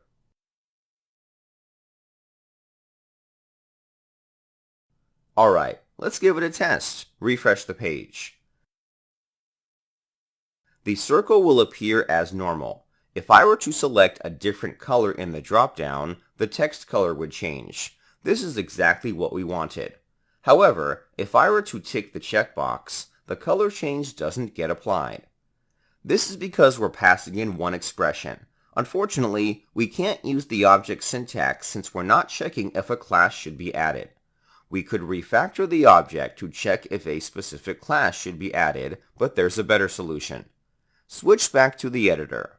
Inside the template, we're going to update the class attribute to be an array. For the second value in the array, we're going to pass in circle classes. View will loop through the array. It'll apply the first item in the array as a class. The second item will have its properties iterated. It'll run through each condition to determine whether a class should be applied or not. By using an array, we get the best of both worlds. Let's give this application another test. Refresh the page and try toggling between both input fields. No matter what combination we choose, the classes will work as intended. You're free to use array or object syntax. You can even choose neither. It's acceptable to bind one value. It depends on the situation you're in. Alright, that's enough for now. Let's move forward. In this lecture, we're going to look at how we can bind the style attribute on an element. In some cases, you may want to apply stylings directly on the element. For example, let's say I wanted to change the size of the circle. There are three properties we'll need to change: the width, height, and line height. Creating a set of classes that would cover every size possible would be time-consuming. It would be much better to set the styles directly on the elements. Back in the editor, inside the data object, we're going to create a property called size. Its initial value will be set to 150. We're setting it to 150 because that's the initial value in the CSS class. Then, inside the template, below the dropdown, we're going to create an input field with the number type. We'll be dealing with numeric values. The number type will prevent the user from entering non-numeric characters into the input field. We're going to use the vModel directive once again to bind the value to this input field. We'll bind it to the size data property. The last step is to update the circle to use these values. Inside the element, we're going to bind the style attribute. We'll set this attribute to an object. Unlike before, where you're performing conditional checks, we'll be setting the CSS properties dynamically. If I want to set the circle's width, then I would add that in as a property. The value is what will be used as the CSS value. We're going to set this property to the size data property with the pixel measurement. I'll do the same for the height as well.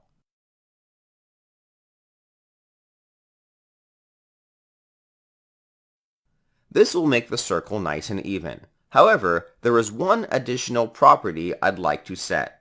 In order to make the text vertically aligned, we'll need to set the line height property. If you set the line height to the same value as the height, the inner text will be aligned in the center. However, typing line height is not a valid property name. Therefore, there are two solutions we can use to add this in. The first solution is to wrap it in quotes. This solution is valid and will work. Alternatively, you can remove the quotes and camel case the name. View will detect the camel casing. It'll take care of lowercasing the word. It'll add dashes between each word. Either solution works. It's all preference in the end. I prefer to use camel casing because it's easier to read. We're already typing this inside of a string where there is no syntax highlighting. Using quotes can make things difficult to read. We'll set this property to the size data property with the pixel unit measurement. Be sure that your code matches mine. I'm going to refresh the page one more time to test the application. We'll see the input field with an initial value of 150. If I were to increase or decrease the amounts, the circle would adjust accordingly. You can open the Elements panel in the Developer Tools to view the changes in real time. This effect is cool to see. It's possible thanks to Vue. Similar to classes, we can use the array syntax to apply a list of stylings. Let's give it a try. Switch back to the editor. Inside the style attribute, we'll wrap this object with an array. Then, after the first object, we'll add in another object with a transform property. The value will be a basic rotation.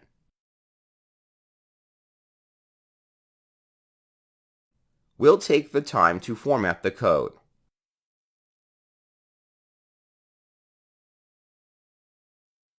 A lot is going on inside this attribute. At this point, it may be better to use a computed property. I'll leave that as an exercise for you to do. We are using two objects for applying stylings to the element. For the most part, you usually wouldn't have to do this, but it's nice to know you can pass in multiple objects for styles. Let's refresh the page to check out the result. The circle will be tilted 30 degrees. This value isn't dynamic, but it still gets the point across that you can pass in multiple objects with separate stylings if you ever need that kind of control. In the resource section of this lecture, I provide a link to the official documentation for adding classes and styles to your elements. This page goes over everything we've covered thus far. I recommend giving it a good read before moving on to the next lecture. In this lecture, we're going to learn about conditional rendering. Conditional rendering is when elements are added or removed from the document based on a condition. If a condition is truthy, the element is added to the page. Otherwise, the element is removed. Previously, we talked about how to bind classes and stylings to an element. We can use CSS styles to hide an element on the page. This solution can be implemented by toggling the display or visibility properties on an element. While it's a valid solution, there's an alternative solution from Vue for toggling elements. In the resource section of this lecture, I provide a zip file with some starter files. Download it, unzip the contents, and point your editor to those files. Pause the video if you need to. There's not much going on with what I have provided you. In the HTML file, we have the usual div element with the ID app. In the script file, we're creating a new instance. First, we'll look at how to add or remove an element based on the data inside the Vue instance. In the template, we'll add a paragraph tag. The contents will be the following: showing v-if directive content. The goal is to toggle the element by using a directive called v-if. This feature is what Vue calls conditional rendering. If a specific condition is met, the element will be rendered onto the template. We'll apply the v-if directive to the paragraph tag. The value must be the condition. We'll set the condition to the following: mode equals 1. The mode property does not exist. Let's create it inside the data object. In the script file, we'll define the data function inside the configuration object. Next, we'll create the mode data property with an initial value of 1. Time to give the app a test in the browser. The paragraph tag renders onto the document without a problem. If we were to view this in the Elements panel, we would notice that nothing unusual is applied to the element. Vue can keep track of this element based on the data. We're going to switch to the console panel of the Developer Tools. We're going to access the Vue instance through the VM variable. We'll update the mode data property to 2. This value is random. I'm not choosing the number 2 for any reason. After reassigning the value, the paragraph disappears. This is because the condition is no longer true. Therefore, the element gets removed. We can even check the Elements panel to check if it was removed. This is something important I want to highlight. View will not hide the element, it will altogether remove the element from the document. I'm going to switch back to the console and reassign the value back to 1. The paragraph element is back. If we were to check the Elements panel, the element was added back in. It appears in the same spot with the same content. This functionality is great. We don't have to use CSS tricks to hide the element whenever we don't want it to appear. Vue will automatically keep track of where the element was placed initially. It'll add or remove elements based on the conditions you set in the directives. The v-if directive is not the only conditional directive we have at our disposal. Back inside the editor, we're going to add 2 more sets of paragraph tags with some dummy content.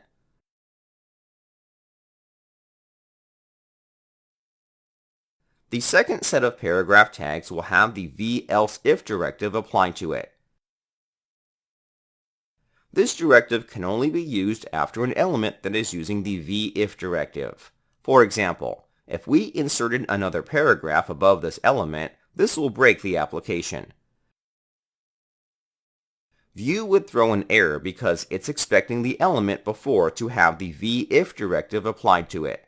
I'm going to remove this since we don't want an error. The value for the v-else-if directive must be a condition that evaluates to true or false. We're going to check if mode is equal to 2. This condition will be checked if the condition inside the v-if directive returns false. If the first v-if directive returns true, this will not be checked even if the condition for this directive is true. For the last paragraph element, we're going to apply the v-else directive. We don't need to add a condition because Vue will not check it. This directive will make the element appear on the page if previous conditions fail. Once again, we are required to have this element appear on the same level and after the other conditional directives. It works the same way as JavaScript conditional statements. One more thing. We're not limited to what elements we can use. The conditional directives don't have to be applied to the same element. We can use different elements. We can change the second paragraph tag to an h3 tag. This structure is considered valid because it's still at the same level. However, I can't wrap it with another tag like a div tag. Even though the condition is provided after the v-if directive, the fact that it isn't on the same level will throw an error. I'm going to undo this. Those are some limitations you should be aware of before using this directive. Before we test our app, we're going to create a drop-down below everything. We'll add an option for each conditional directive.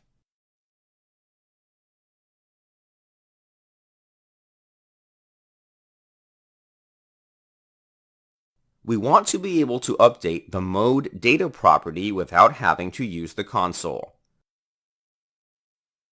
We're using the vModel directive for updating the mode data property. Make sure you have the same as me before continuing. I'm going to refresh the page. The content in the first paragraph element will be visible. If I were to set the mode property to 2, then the h3 element will appear, thus proving that the elements don't have to be the same. Lastly, we'll set the mode property to 3, which will show the element with the v-else directive. This directive will only be triggered if all previous conditions failed. I'm going to switch to the Elements panel. I'm going to toggle between the modes using the drop-down. As I do so, Vue can handle adding and removing elements from the document. This is a powerful feature that takes very little work on our side to make function. Let's take things a step further. Sometimes you want to display multiple elements without having to use numerous conditions. Let's look at an example. In the document, let's say we want to render a paragraph and h3 tag conditionally. We'll add a paragraph tag above the heading. This tag will break the conditional directive chain. Vue will throw an error if we do this. But let's say I wanted both elements to appear if the second condition we have is true. The obvious solution would be to wrap both elements with a div tag. Then we can move the directive to the div element. This solution will work, but there's one problem with it. It changes the structure of our document. It may be fine if you're working on a simple app. If you're working on a larger app, it may be necessary to maintain the document's structure because of CSS. The CSS may expect the document to be structured a certain way. Your styles may not be so forgiving if you change the structure of the document. If the HTML structure changes, you may have to make changes to your CSS to accommodate this scenario continually. That's not very fun, and it can make our document more cluttered than it has to be. We can maintain the same structure by replacing the div tag with the template tag. This is not an official HTML element, but it is a valid view element. View will render the contents of the template tag without rendering the tag itself. As a result, we'll still be able to keep our HTML structure without ruining our styling's integrity. Let's see what this looks like. I'll refresh the page one more time. If I were to update the mode property to 2, both elements inside the template tag would appear. That's exactly what we wanted. If we were to switch to the Elements panel of the developer tools, we would see both elements appear without the template tag wrapped around it. Vue will take care of removing it while still allowing the content inside to be rendered. This is one way of handling conditional rendering.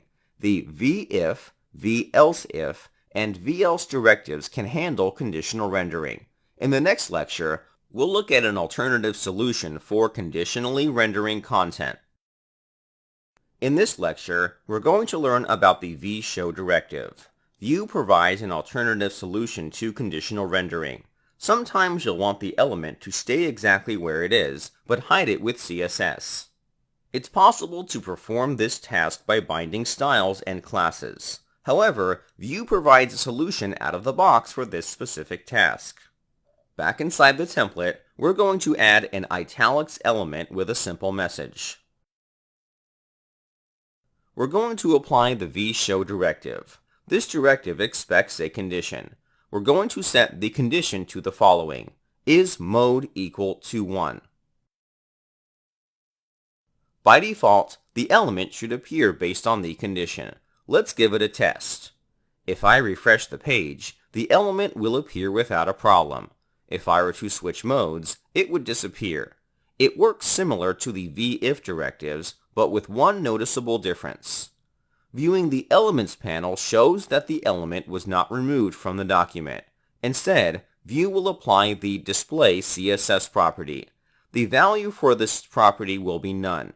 This value hides the element from view. That's the main difference between vShow and vIf directives. If I were to set the mode back to 1, the stylings are removed. We've learned about the two ways to render elements conditionally. There are quite a considerable number of differences you should take into account whenever using them. Let's start with the vShow directive. Unlike the vIf directive, the element does not get removed if the condition turns out to be false. Instead, the element will remain in the document. The Display CSS property will be set to none. This value will hide it from view. You're limited to using the vShow directive alone. It will not work with the template tag I showed you, nor will it work with the vElse directive. Something you should take into consideration is the performance you may gain or lose from using it. During the compilation of the template, Vue has to decide what has to be rendered. For every element added, you take a small performance hit. It isn't massive. It's not like your users will notice. However, it is a performance loss. After the element is loaded, toggling the stylings of an element is a reasonably cheap cost. It's quick and easy. Therefore, using the vShow directive is expensive on load but cheap when it comes to toggling an element's appearance. Next, we have the vIf directive, which does support the template tag, vElseIf, and vElse directives. Unlike the vShow directive, it will altogether remove or add the element based on the condition. One of the main advantages of this is that the directive is lazy. If the condition evaluates to false on the initial page load, the element will not be added to the page. The browser doesn't have to waste time painting the element. This saves resources on the client's machine because the element is never added to the document. However, it is expensive on toggles. As you can imagine, adding or removing elements in the exact same spot every time is not an easy or cheap task. It does require a bit of power to perform. If you're dealing with a few elements, it isn't that big of a deal. On the other hand, if you have hundreds of elements, you will definitely feel it. Overall, I wouldn't worry about it a lot. Either solution is viable in any application. My personal opinion is that you should use the vShow directive if the element is toggled frequently. Suppose the element is rarely toggled from view. The vIf directive is more optimal. At the end of the day, it's up to you to decide which is the best one to use. In the resource section of this lecture, I provide a link to the official documentation page for conditional rendering. It'll go over everything we've covered so far about conditional rendering. There are additional examples and use cases available on this page. I definitely recommend you give it a good read before moving on. In this lecture, we're going to learn how to render a list. If you think about it, lists are used for a lot of things. Menus, users, posts, etc. It's a common task in most applications. Vue can help us loop through an array of items to render a list of elements. In the resource section of this lecture, I provide a zip file with some initial files. Download it, unzip the contents, and point your editor to the files. Pause the video if you need to. There's nothing special going on in these files. Inside the JavaScript file, I have two data properties. We'll be looping through them. These two properties represent the three scenarios you'll come across when rendering lists. You'll either want to loop through an array of objects, or loop through an object's properties. We can handle these three scenarios in Vue. For our first example, I have an array of birds. Inside the template, we're going to create an unordered list with one list item.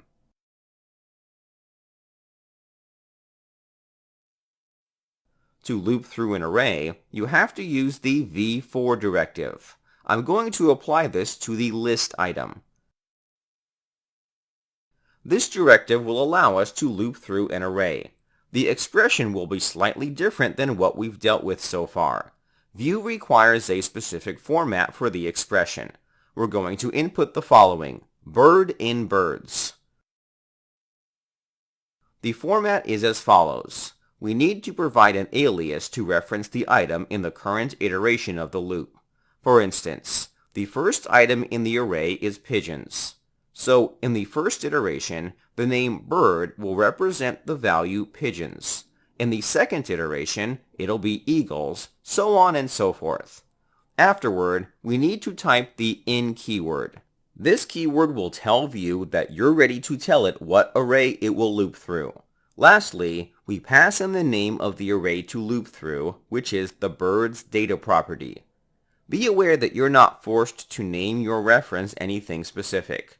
We could have called this flying creature if we wanted to.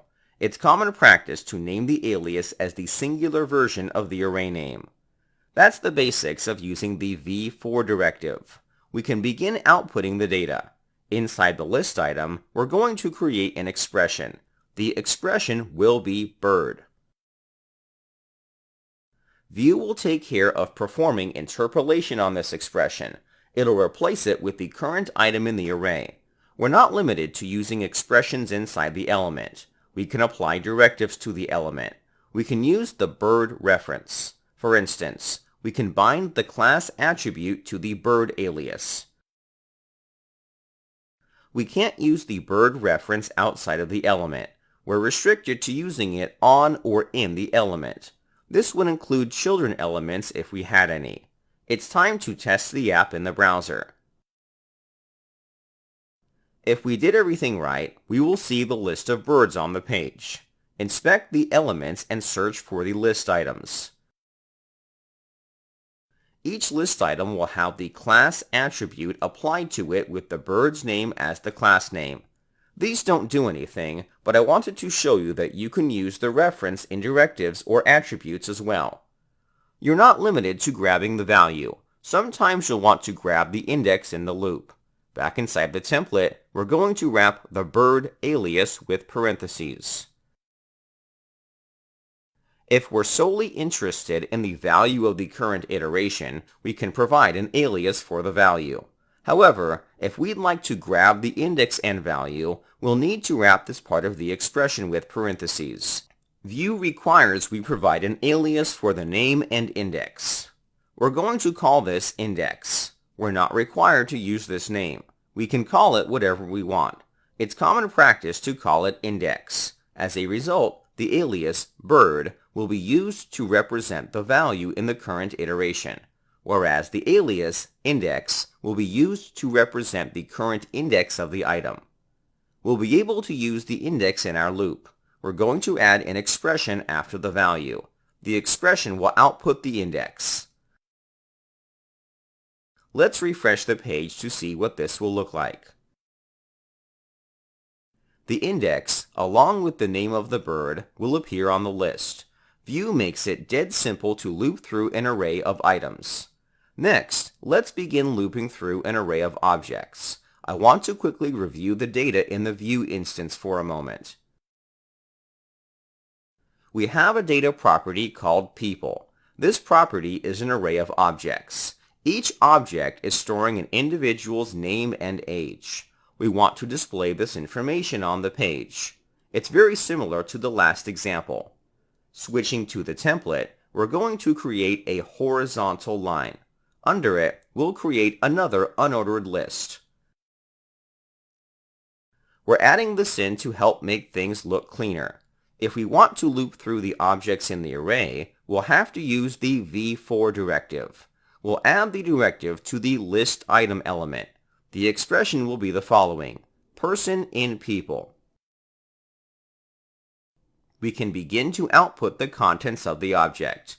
We'll create two sets of div tags to output the name and age properties.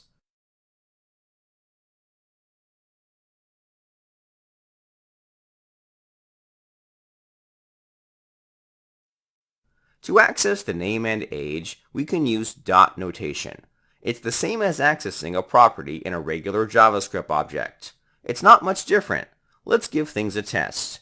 If I were to refresh the page, the list of people would appear below with each person's name and age. This is exactly what we wanted. However, there is a bit of a problem. What if we had dozens of properties to display? Having to type each property name would be time-consuming. Luckily, the v-for directive is capable of looping through objects as well. We're not limited to looping through arrays. Back inside the template, we're going to remove the second pair of div tags.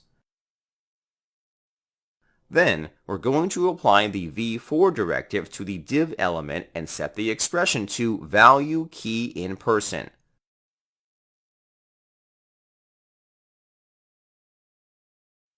The alias names we set in the parentheses represent slightly different values than when we worked with arrays.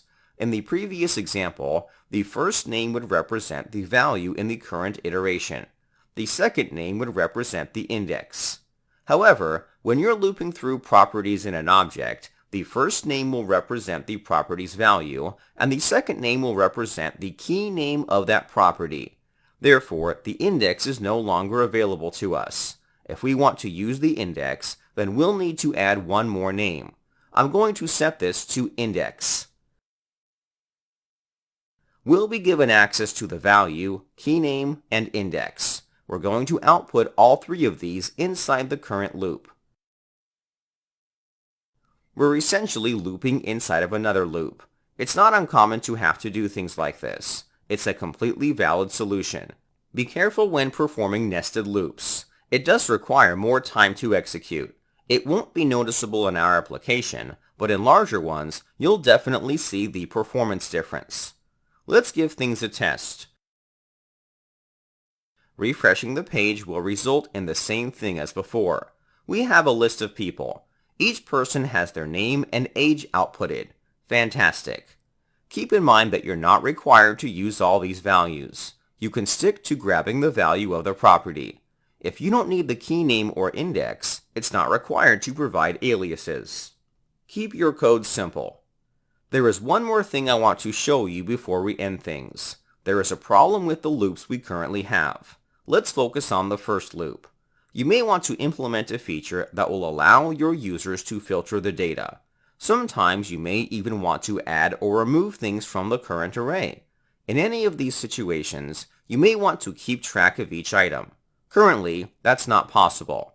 You may be thinking, what about their index? That works at the start, but the index isn't wholly reliable. For instance, the last bird in this array is parrots. The index of this bird is 3. Each item in the array will have a unique index, but that doesn't necessarily mean that the index is permanently associated with that item in the array. Let me show you what I mean. I'll open the console for a moment. I'll input the following: vm.birds.shift. This function will remove the first item in the array. Looking at the list again, you'll notice the index for parrots has changed to 2. The index is still unique, but it has changed. Vue is capable of keeping track of these changes for you.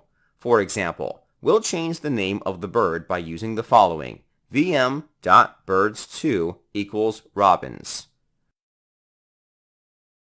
This line will change the bird in the second index from parrots to robins. This works without a problem. However, something as simple as this can prove to be problematic down the line. Inside a more complex application, items in the array can move around due to additions or removal of data. This can confuse Vue. It can even lead to an update where you don't want an update to occur. This issue can happen because Vue has lost track of certain elements. That's not what we want to happen. Luckily, there's a way to keep track of items in arrays even if they move around. Back inside the template, we're going to bind the key attribute on the list item. The value for this must be a unique name for each iteration in the loop. We have a basic array where each bird has a unique name. We can set this to bird. Now we have a way to uniquely identify an item in the array even if any of their positions change. Let's give this a try. I'm going to switch back to the browser and refresh. The list will work as usual. You may be a little confused because we can't see the difference in this example. Once again, this is useful in more complex applications. In the next lecture, I'll dive more into why this is important and provide a more realistic example. If you already understand without having to see the problem, you can skip that lecture and move right along. In the resource section of this lecture, I provide a link to the official documentation page for list rendering. I recommend you give this a read before moving on. It also offers a better explanation of the key attribute. If you don't understand, then don't worry. I'll clear everything up in the next lecture. In a previous lecture, I ended things off by talking about the key attribute. It's recommended that you add it to the element that you're looping through. I wasn't completely apparent why you would want to add it. In this lecture, I want to provide absolute clarity as to the reason why you would want to use the key attribute. The main reason is that it'll prevent strange behavior from happening. Let's first look at the problem. Then, we'll see how the key attribute solves that problem. In the resource section of this lecture, I provide a zip file with the files you'll need. Download it, unzip the contents, and point your editor to those files. Pause the video if you need to. Inside the template, we have a div tag with the class card. There's a header and paragraph where the header will contain the name, and the paragraph will contain a message. We'll be looping through this element in a moment. Inside the JavaScript file, I've initialized a Vue instance. Inside the data property, I have a list of people with their names and a message. As for the CSS, I've added a bit more CSS than usual. Nothing in here is related to Vue, but I decided to add more visual information so that things are clearer for this lecture. Alright, let's begin working on the application. It's going to be simple. all I want to do is loop through the people data array and render it onto the template. We'll need to use the v-for directive to loop through the data. Inside the template, we're going to apply the v-for directive to the div tag with the class of card. The expression will be person in people. Next, we'll replace the static text with their respective expressions. The heading will be person.name, and the paragraph will be person.message. We're not going to apply the key attribute yet. Right above the list of people, we have a button. If clicked, I want to move the first person on the list to the bottom. Therefore, we're going to listen for an event using the @ character. The event to listen for is called click. The name of the method to run will be called move. This method doesn't exist, so let's create it. Back inside the view instance, we'll add the methods object. After adding it in, we'll define the move function. The move function will perform one simple task. It'll move the first item in the array to the end of the array. That's pretty simple to do. We'll create a variable called first and set it to this.people.shift. As you may know, the shift method will remove the first item in the array and then return that removed item. We can re-add the item by using the this.people.push method and pass in the first variable. This function is how we can move the first item of the array to the end. Let's refresh the page to see if it works. You should have something similar to me. The list of people gets outputted without a problem. If I were to click the button, the first person would move to the bottom of the list. I can click this as many times as I'd like, and everything will work as expected. Everything seems to be working fine. That's because we have a basic UI. Things can become more complicated the moment we add some interactive elements like an input. Let's see what happens if we were to add an input field. Back in the document, we're going to add an input field after the paragraph tag. We're not going to add any events, bind any attributes, or make it functional. For the sake of simplicity, we're going to leave it as an ordinary input field. Let's try testing things out again. We'll refresh the page one more time. Everything works as expected. If I press the button, then everything moves accordingly. Or so it seems. The first person is now Rick. Before I press the button, I'm going to fill in the input field for Rick randomly. If I press the button, you would expect the input to move with Rick, but that's not what happens. Rick moves to the last spot, but the input field doesn't. The text we had inside the input remained. It should have moved down below. Instead, the input now belongs to Amy. What's the problem? Vue is making a performance decision. It'll look at what's happening and decide the best way to approach this. For the most part, we've benefited from this. Vue will notice a change in the array, but it'll also notice that there are 3 items in the array and 3 items in the template. As I stated previously, adding and removing elements from a template is a bit of a performance hit. Therefore, Vue will not move the elements in the template. It won't remove the element, nor will it add a new one afterward, just like we're doing in our JavaScript. Instead, it'll move the data around. What do I mean by this? Currently, the first element has the name, Amy. By pressing the button, Vue will not move the element. It will instead move the text itself to the bottom. Only the data is moving around, not the elements. That worked fine previously, but now we have a dilemma. Each card has an input that doesn't get moved. We want the input to move along with the data. The recommended solution is to use the key attribute. Let's try using that, and then I'll explain what's going on. Back inside the template, we're going to apply the key attribute to the card element and bind it. The value should be a unique value on each iteration. Typically, this would be an ID. At the moment, we don't have an ID, but the name is unique to each item in the array. We'll use that as an ID. We'll pass it in. Alright, let's see if this fixes things. I'll refresh the page once more and try moving things around. Everything works as before. We'll input something into John's card and move it around. View has not only moved the data, but it has also moved the input. It doesn't matter how many times I press the button, John will be moved appropriately along with the input. Alright, so what's going on this time? View will notice that you have a key attribute added to the element. This attribute tells View that the data belongs to this element. Therefore, everything inside this element is now related to the person it's displaying. Whenever the data gets updated, and the data has to move around, the elements will also move with it. Even if there's no data attached to the input field itself, since it's inside the element, it'll get moved as well. There are two ways that View will move things around. Without the key attribute, View will move the data around, but not the elements themselves. This process is what View calls patching. By adding the key attribute, we're forcing the elements to move. This process is more costly in terms of performance. However, the main benefit is that we don't have to worry about strange behavior.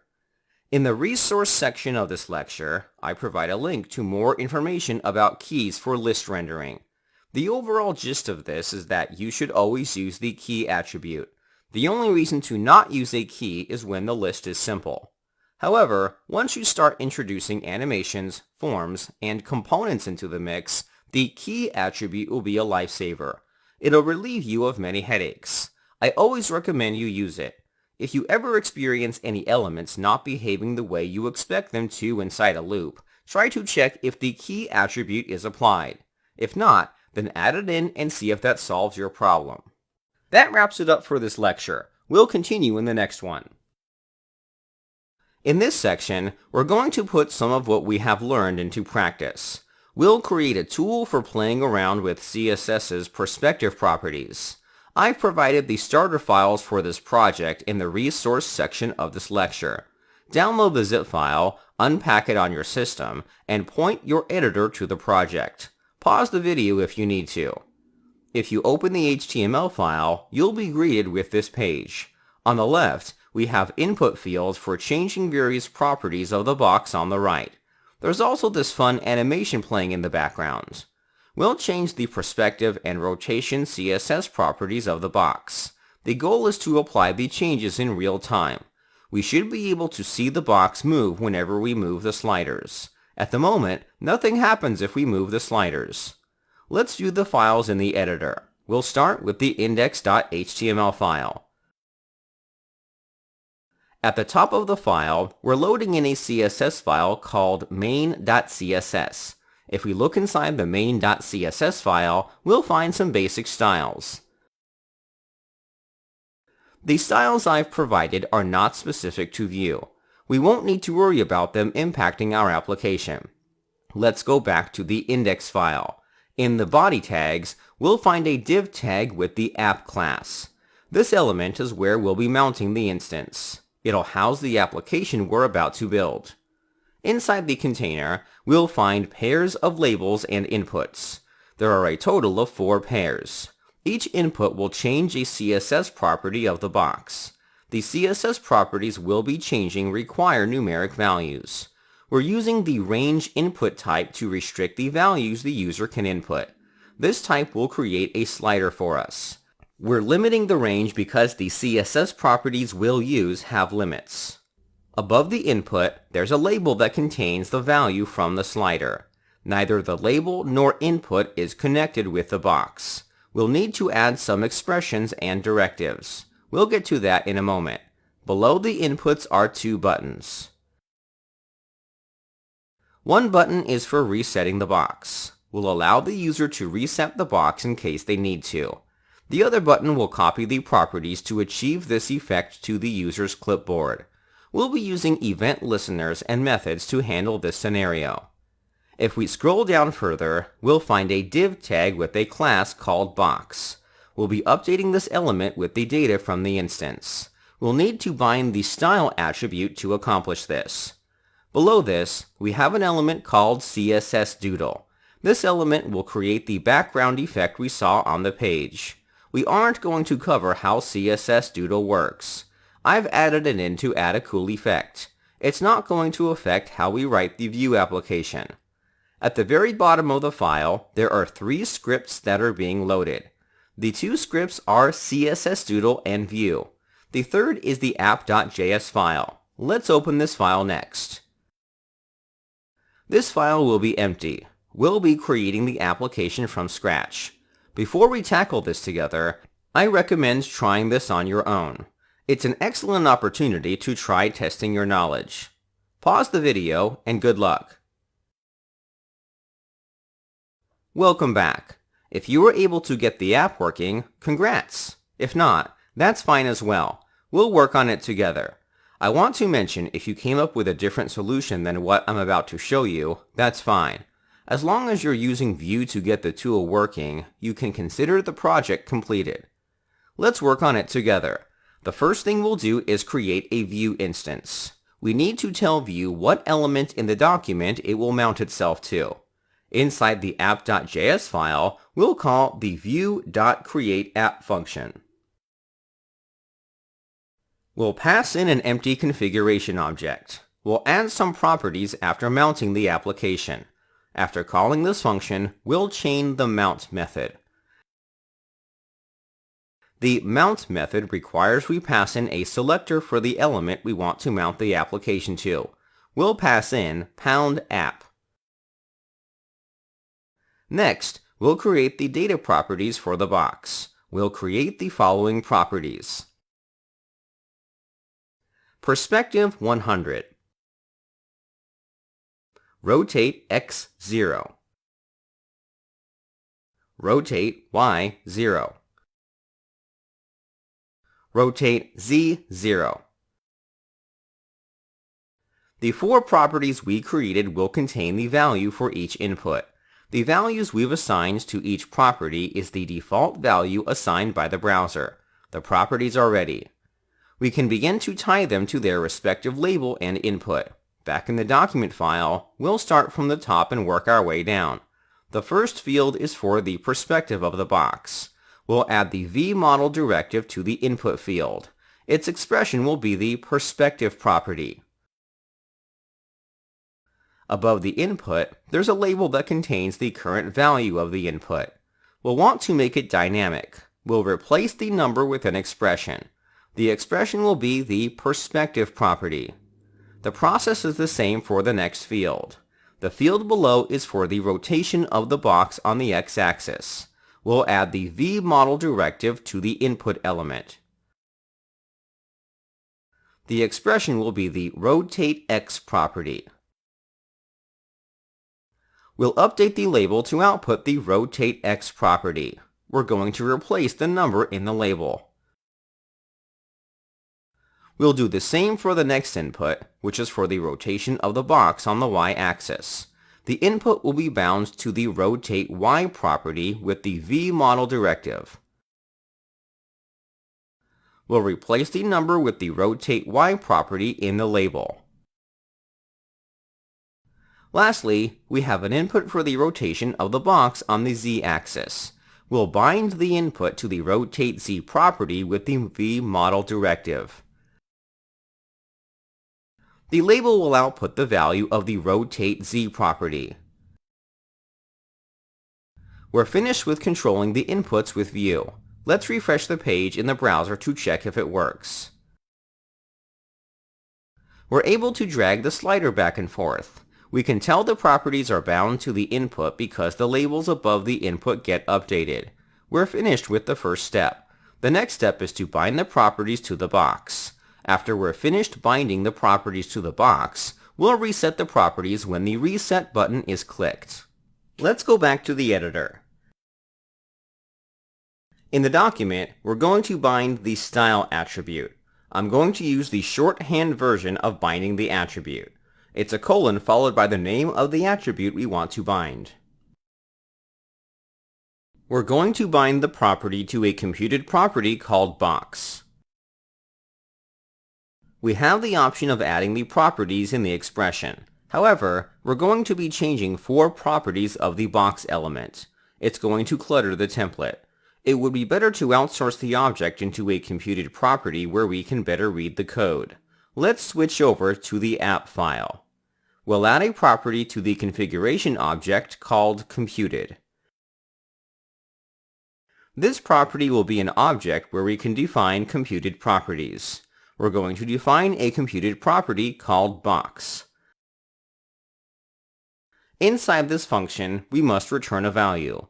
We're going to return an object. The object returned by this function will be bound to the element's style properties. Vue will take care of converting this object into a compatible attribute value for the element. We're going to set the transform property to a string template. The transform property allows us to rotate, skew, and translate an element's coordinates. We can use it to apply the 4 properties we have in the data object. We're going to set the property to the following value: perspective this.perspective px. We're using the perspective function to shift the distance of the element between the user and the z-plane. It can make an element appear closer or farther than it is. Next, we'll add the rotatex function. Its value will be the this.rotatex property with the degrees unit measurement.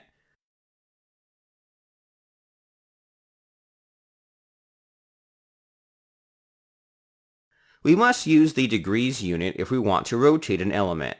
This unit of measurement goes for the other rotate functions too. Up next, we'll add the rotatey function with the rotatey property. Lastly, we'll add the rotatez function with the rotatez property. We're finished with binding the properties to the box. We'll test our code in a moment. First, I want to work on resetting the properties if the reset button is clicked. In the configuration object, we'll add another property called methods.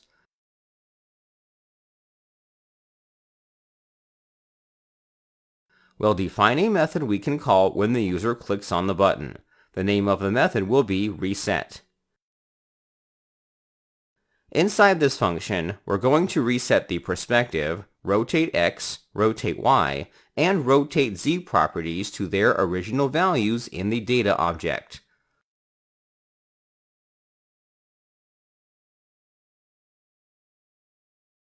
Let's update our template to use this function. Back in the document, search for the button in the template. It's located below the input fields. We'll add an event listener with the @ character. This character is the same as typing the von directive. It's a shorthand method of listening for an event. We'll listen for the click event with the prevent modifier. The prevent modifier will prevent the browser's default behavior when a button is clicked. It's always good practice to prevent the default behavior in case the browser does anything weird. We're finished with the app. The last thing we need to do is test the application in the browser. As I make changes to the input fields, the box on the right changes in real time. I can use any combination of values. The box will be able to handle it with ease. If I don't like what I have, I can click on the reset button to go back. Perfect. The last thing we'll work on is the button for copying the properties to the user's clipboard. We'll handle this button in the next lecture. The last piece of the application is being able to copy the changes we made to the box. If we look at the box computed property, the value we're returning in the function is what we want to return to the user. We're not going to add an object to the clipboard. We'll pass in the string version of this property. The browser has a simple function we can run for copying the data to the clipboard. Let's look at how we would do that. Let's switch over to the index file. Search for the second button in the template. We'll use this button to listen for a click. On it, add the click event listener with the prevent modifier. The name of the function we'll run will be called copy. Next, let's define the method in the instance. In the app.js file, we'll define the copy method to the methods object. Inside this function, define a variable called text. This variable will contain the text to copy to the clipboard. At the moment, the CSS's value is stored in a string. However, the property itself is not present in the value. For the sake of convenience, let's add the property name. Set this variable to a template string with the following content: transform, this.box.transform, semicolon. After creating this variable, we can start copying this value to the user's clipboard. After the variable definition, run a function called navigator.clipboard.writeText. The navigator object is defined by the browser.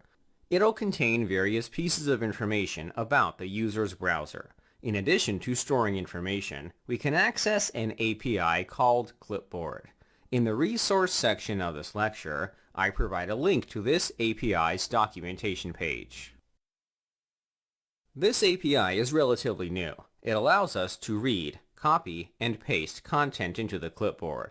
It's supported on all browsers and devices. Be warned, it does not work on older browsers. If your app depends on legacy browser versions, you might want to consider a different solution. Let's head back to the editor. The writeText function will copy text to the user's clipboard. This function is asynchronous. There are different ways to handle asynchronous code. In my opinion, I really enjoy using the async await syntax. It's easy to read and write. If you prefer to chain the then function, that's perfectly fine. For now, let's add the async keyword to the copy function. Now, add the await keyword to the writeText function. Lastly, pass in the text variable into the function. One more thing. It's a bad idea not to give feedback to the user. They should be informed of the successful action. Below the writeText function, run the alert function with the following message: CSS copied to clipboard. We're finished. Let's try testing the button one more time. On the browser, refresh the page. Afterward, try changing the values and copying them to your clipboard by pressing the button. We can test if we have a copy by pasting the contents of the clipboard to the console. As you can see, we're able to copy the data to the user's clipboard successfully. We've successfully created our first app in Vue. We were able to utilize a lot of what we learned in the previous section. We have a tool we can use to test how an element will behave if we change its transform properties. That wraps it up for this lecture. We'll continue in the next one. We're going to start diving into more advanced features such as lifecycle functions, the virtual DOM, and components. We're going to begin by talking about mounting the Vue instance. This topic is something we discussed briefly already, but I want to review the topic again. It's going to have relevance in the upcoming lecture. In the resource section of this lecture, I provide a zip file with everything you'll need. Download it, unzip the contents, and point your editor to those files. Pause the video if you need to. The files in this example don't contain a lot of code. It's a simple application. We have the div tag with the ID of app. Inside the element, we're rendering an expression. If we switch over to the script file, we'll find a new app being created. Inside the instance, we have the message data property set to a string value. Lastly, the CSS file contains some basic styles to help make things visually clearer. Just by looking at this code, you probably already know what to expect. The expression will be interpolated into the string "Hello World." I'll switch over to my browser, and sure enough, the message does get displayed. Everything works without a problem. The process of Vue inserting itself into the document is called mounting. The moment we see the expression interpolated into the document indicates that Vue has been mounted. Let's say we didn't want to mount the Vue instance right away. In some situations, we may want to mount the instance at a later time. We would want to mount the Vue instance later because we may want to load other modules before rendering the application to the user. In some cases, the element we want to render the application in may not be available initially. We'll want to defer Vue from starting the application. Back inside the editor, open the JavaScript file. We're telling Vue to mount itself to the div tag with the ID of app. We're going to remove the mount function we chained. Vue will still work. It'll continue to initialize itself with the data and methods. However, it will not get mounted to any element on the page. Therefore, we can't interact with the instance on the document. We can still interact with it via JavaScript, but the average user will not be able to unless they know JavaScript. By not mounting the application, it will not appear in the document. You may want to do this if you don't want the user to interact with the application right away, but will at a later time. Let's pretend the element we needed didn't appear until 3 seconds later. We're going to set up a setTimeout function with a delay of 3000 milliseconds. Inside the callback function, we're going to call the mount method to insert the application into the document. The mount method doesn't always have to be chained after creating an app. We can call it at any point in time after the app was created. Alright, let's give things a test. Go ahead and refresh the page in the browser.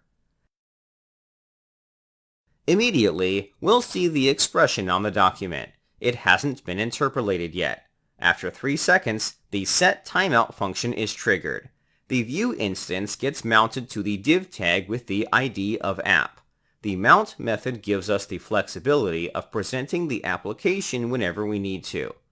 Most of the time, you'll want to mount the application immediately, but it's always good to know you have an alternative if you ever need it. Back in the JavaScript file, I'm going to comment out the timeout code. We won't need to mount the application at a later time. We'll call the mount function after creating the instance. This isn't any different than chaining the function. However, I like to do this because it looks cleaner, in my opinion. Constantly chaining functions can be a bit confusing. Call the mount method however you prefer. That wraps it up for this lecture. We'll continue in the next one. Vue goes through a process called the lifecycle. The lifecycle enables us to run code when a new instance is created. We're not limited to creating the data inside our instance. We can run code during the creation process and even after the instance is destroyed. Allow me to elaborate further.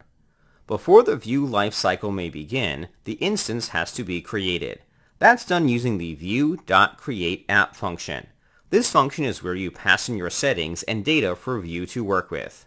During this process, Vue will begin the lifecycle.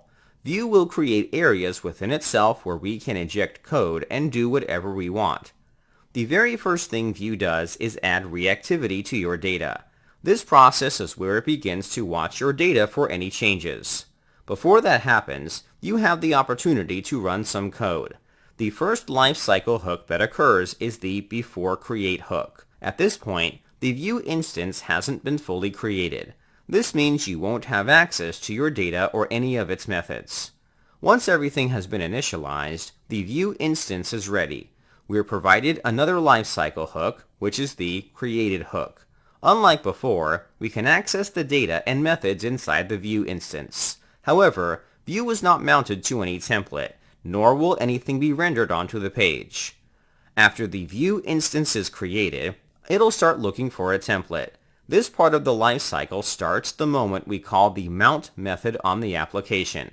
Vue will scan the template code and begin processing it. This process is what's called compiling. We haven't talked about compiling in depth in this course, but I promise we will soon. All you have to know is that this is where Vue will scan for directives, expressions, events, and bindings inside the template. Once the template is compiled, Vue will replace the content inside the element we selected with the mount method with the compiled template. Before that happens, you have the opportunity to hook into the beforeMount lifecycle hook. Once mounting is completed, you can hook into the mounted lifecycle hook. At this point, Vue has inserted itself into the document. We'll be able to see the rendered template on the document. All expressions, directives, and bindings have been processed. After the mounting phase is completed, your application will watch the data for any changes. This usually happens during events such as mouse clicks or inputs. Anytime the data has been updated, Vue will then update the template, and the cycle just repeats. We are provided two hooks during this process. The first hook is the beforeUpdate hook. This gets triggered after the data has been updated, but has not been applied to the template. The next hook is the updated hook. This hook runs once the template is patched with the updated data. These two hooks I'm introducing are mainly used for debugging. I wouldn't recommend you use them for applying changes to the data. Computed properties and watchers will cover 99% of the scenarios you come across. This is the life cycle we've been dealing with throughout this course. Soon enough, you will become familiar with the life cycle process. We're going to dive into the code in a moment, but there is another part of the life cycle process we haven't been able to experience yet. We have the ability to destroy the Vue instance. This means that any reactivity, events, directives, or bindings will be disabled and gone. You may want to do this in case you want the user to no longer interact with the application. The way you destroy the instance is by calling the unmount method. Once the method has been invoked, Vue will take care of the rest and finally destroy the instance. If you call the method, there's no turning back. During this process, there are two hooks we can use. The first hook is the before unmount hook. This hook is called before the instance is destroyed. Your application is still fully functional and present on the page. You're free to access any of the data and methods in your Vue app. The last hook is the unmounted hook, which is triggered once the Vue instance is destroyed. You won't be able to access the instance anymore. Any data or methods will be gone and inaccessible. That's it. That's the Vue lifecycle. Now that we have an overview of things, let's learn how to use the lifecycle hooks in the next lecture. In this lecture, we're going to look at how to use the lifecycle hooks in our application. We'll be working with the code we had in the previous lecture. The very first hook is the before create hook. We can use this hook by adding it to the configuration object we passed into the create app function. This goes for the other hooks too. It will be on the same level as the data property. The value must be a function. This hook is called before the Vue instance is initialized. At this moment, we won't have access to the data because Vue hasn't created the proxy methods. The instance will not be reactive. We're going to console.log a message to prove that this method gets called, before create function called. Along with it, we're going to log the message property we have inside the data object. We'll see the results of this soon enough, but let's keep moving forward. The next life cycle is the created hook. This hook will be set to a function. All life cycles are functions. I'm going to copy the log message we used in the before create lifecycle. We'll make a modification to the message to help indicate which lifecycle this message is being logged from. Everything else will leave the same. We'll be performing the same test as before. The next lifecycle we'll take a look at is the before mount lifecycle. This hook gets triggered once the template has been compiled, but hasn't been added onto the page yet. We'll paste in the same message as before, but change the name to before mount and set the second log to this.$el.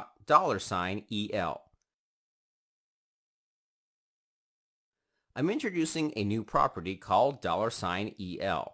Its value will be the element Vue is mounted to. It's available once Vue has been mounted. You'll be able to see the value once we run the code. Up next, we have the mounted lifecycle. This hook gets called after the template is mounted onto the page. At this point, we have a fully functioning application. We're going to log the same message we had for the before mount hook, but change the hook's name to mounted. Alright, let's test our code. Go ahead and refresh the page. The application will work like normal. Let's view the console to see what appears. We will have a total of 4 messages. The first message is from the before create lifecycle. This hook gets called before the Vue instance proxies our data and methods. It's the first in the series of lifecycle hooks. Taking a closer look, we'll see that the message property we tried logging is set to undefined. This is because the data property hasn't been proxied yet. Therefore, the this object won't be able to print to our data properly. This limited scope goes for our methods too. The next method is from the created lifecycle. The data and methods in the instance have been proxied. This is proven by the fact that we're able to log the message data property successfully. Then we have the message from the before mount lifecycle. For the second message, we logged the $element property. This property will be set to null because the application doesn't have access to the template yet. Lastly, we have a message from the mounted lifecycle. Unlike previously, the $element property will hold the template after it's been compiled. The expression is no longer present. It's been interpolated to the message data property. These are the first 4 lifecycle hooks. It's pretty clear what each one does. The most important thing to understand is what you have access to inside each of them. Some lifecycle functions will provide you with very little, while others give you access to everything. One of the main questions I get asked by students is the difference between the created and mounted lifecycles. The mounted lifecycle is only triggered once the template is compiled and inserted into the document. We'll have access to the template if we need to make changes to it. If you need the template rendered on the document, you need to use the mounted lifecycle. If you only need the data, then you can use the created lifecycle. Alright, let's move on to the rest of the lifecycles. The next set of lifecycles are for when updates occur. Let's go back to the editor. The first one is the before update lifecycle. This hook gets called whenever an update in our data occurs, but before these changes are applied to the template. I'll log the following message: before update function called. We will not be logging a second message. Unfortunately, we don't have access to which property was updated. This hook will get triggered upon any changes to the data. Like I said before, this is usually used for debugging, but you can also update additional data if you need to. The last lifecycle is called updated. I'll log the message updated function called. Alright, let's give things a test. I'll refresh the page. We will see everything work as before. The updated lifecycle hooks are called on changes. We don't have a way to change the data inside the document, but we do have the View Developer tools. Inside the View Developer tools, we can access the data inside the application. The developer tools allow us to change the data without having to create a UI. This tool can be helpful for quickly debugging an application. We'll change the message property to something else really quick.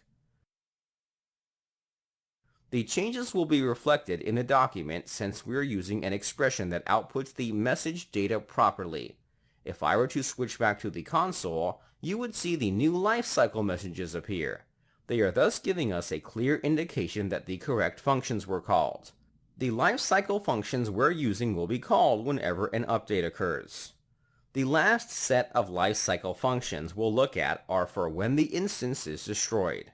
Let's take a look at those now. Switch back to the editor.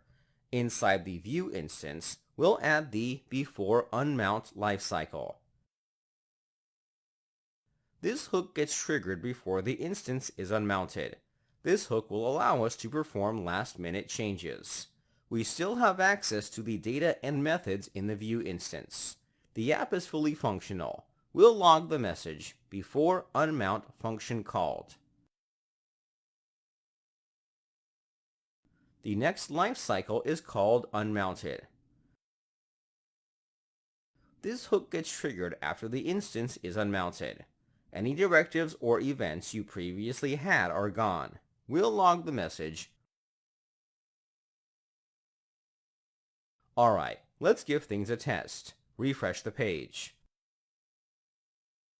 No errors will appear so far. Now the question is, how do we unmount the instance? Vue provides us with a method called unmount. Inside the console, we'll use the VM object and call this method.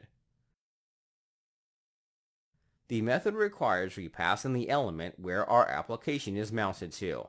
This is because Vue needs to know where to remove the template it renders. This method will unmount the instance from the document. After calling this method, we will see both messages appear. The template has been removed from the document. We won't even see the uncompiled version of the template. The page is completely empty. We will not be able to interact with the application anymore. The data, events, bindings, and directives are all gone.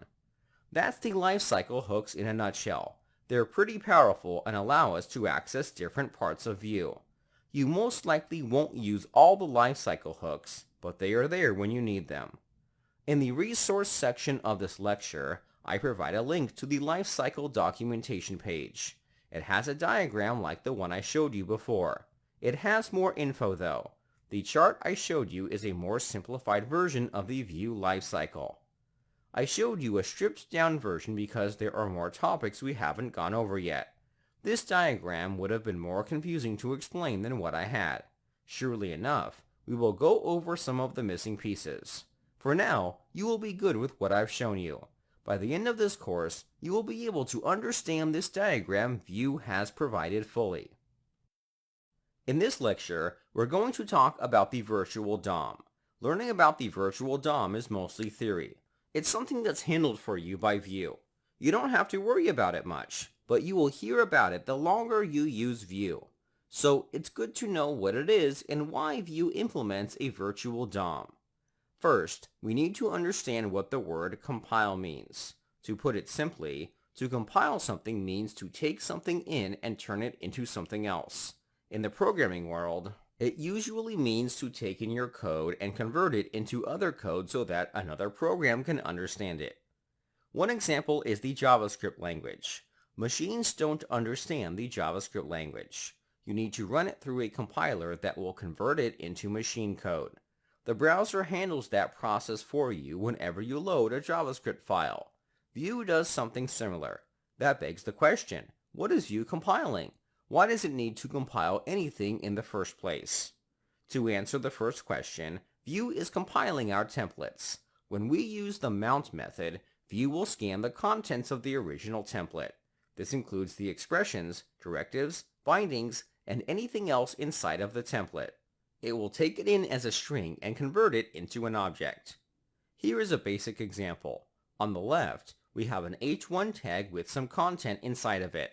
On the right is what it gets compiled to. It gets compiled into an object.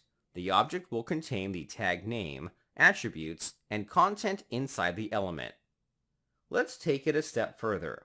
A step up from this would be nested elements. In this example, the template has an additional span tag surrounding the text. Everything is the same on the right except for the content property. Instead of a string, Vue will store the content as an array of objects. Each object represents a child element in the parent element. In this instance, we have one object which contains the same properties as before. To summarize, Vue is compiling our template. It converts it from a string of HTML to a JavaScript object. That leads us to the next question. Why does Vue compile our templates? The two main reasons are that it's easier to manage, and it provides a performance boost, especially for larger applications. Let me explain more. Firstly, you should be familiar with the concept of a DOM. DOM stands for Document Object Model. If you run JavaScript in the browser, you will be provided with an object called the document. Through this object, you can retrieve elements on the page or make changes. In this example, I'm selecting an element by its ID. Then, I'm changing the inner HTML of that element. This process is the fastest way to update the document. Actually, it's the only way you can update the document. Make no mistake, the DOM is pretty darn quick. The problem with this approach is it can significantly slow down your application the more elements you have. Imagine a scenario where we are listing users. We're rendering the list of names onto the page using paragraph tags. Simple enough, right? Well, what if you remove a name from the data? In that case, you would have to scan each individual element. If an element is using the data, you should delete it from the document. You would also have to check for their attributes and children as well. Performing an operation like this would be rather expensive. You would have to continually check each element using the DOM functions like getElementById or querySelector. These functions return properties and methods you wouldn't need to check. That creates a lot more overhead the more elements you have. Going through the DOM and comparing values is costly. That's only the first part of the operation. After you've performed comparisons, you need to update the DOM. This includes adding or removing elements. An alternative to this would be to just render the entire template without having to check each element, but that's also inefficient. Repainting a page is costly, especially if you have an application that's working with data constantly. Rather than replacing the whole template, it's smarter to update the elements and attributes that need to be changed. Alright, so how is the virtual DOM any more efficient? The virtual DOM is a lightweight copy of the actual DOM. It doesn't have as many properties or methods as the original DOM, but that's okay. Its purpose is not to replace the DOM. By having a lightweight copy, the process of checking each element is much faster. Once it's finished, it'll perform what's called a patch. Patching is the term used to refer to the process of updating, adding, or removing elements from the page. This includes the attributes or content of an element. Vue will only update what's necessary. It won't update the whole template. If the text inside an element changes, then that's what will be changed. The entire element won't be overwritten. It does this process in bulk. If multiple changes need to happen, Vue will apply it all at once. This way, changes are smoother. Overall, the virtual DOM is an extra step in the process, but it's more efficient and faster. It scales incredibly well. You can have thousands of elements on the page. Vue will be able to handle the document without a problem. I'm presenting a simple example. Can you imagine an application with hundreds of elements and attributes? The traditional way of doing things would result in a slow app. The virtual DOM is optimized to handle large data efficiently. One of the most exciting things about the virtual DOM is that it's unnecessary to add classes or IDs to an element. I'm not sure if you noticed, but we didn't have to worry about adding classes to our elements to select them.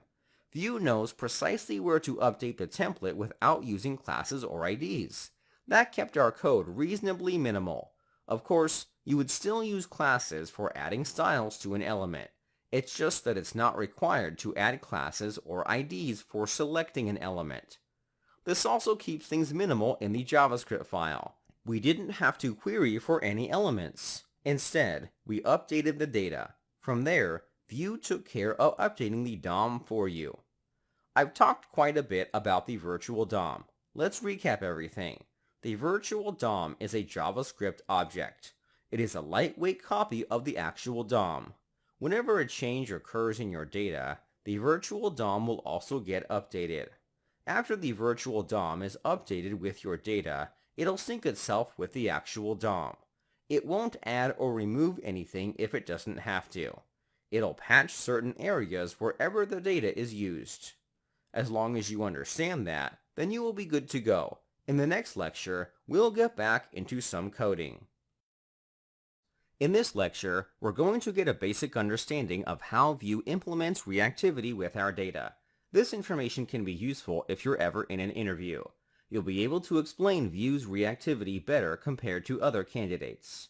From what we understand so far, reactivity is when a program is able to react to changes. One famous example is Excel. Excel is a spreadsheet program. One of the more useful features of Excel is it's able to calculate results on the fly. I have Excel opened on my machine to give an example. I'm going to write two numbers in a single column. If I want to get the sum of both numbers, I can highlight the two cells. Then, I'll right-click to bring up the menu. I'll select Quick Analysis. This option will bring up a list of calculations we can perform on the two values. Under the Totals option, I'll select Sum.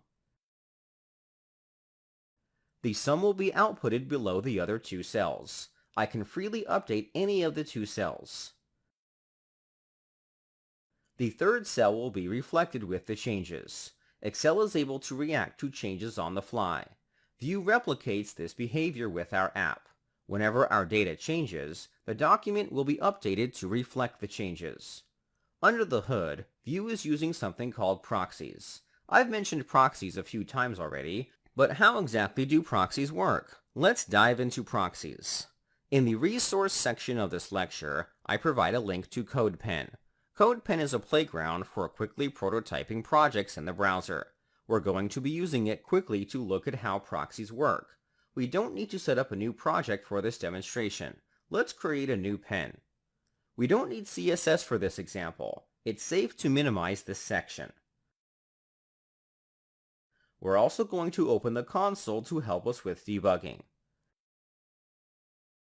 In the JavaScript section, we're going to create an object called data. You can imagine this object the same as the object we would return from the data function. We'll add one property to this object called name. The object we created is very plain. We can directly access its properties and update them too. In a complex app, we'll most likely want to observe this object. When I say observe, I mean watch for changes or how it's accessed.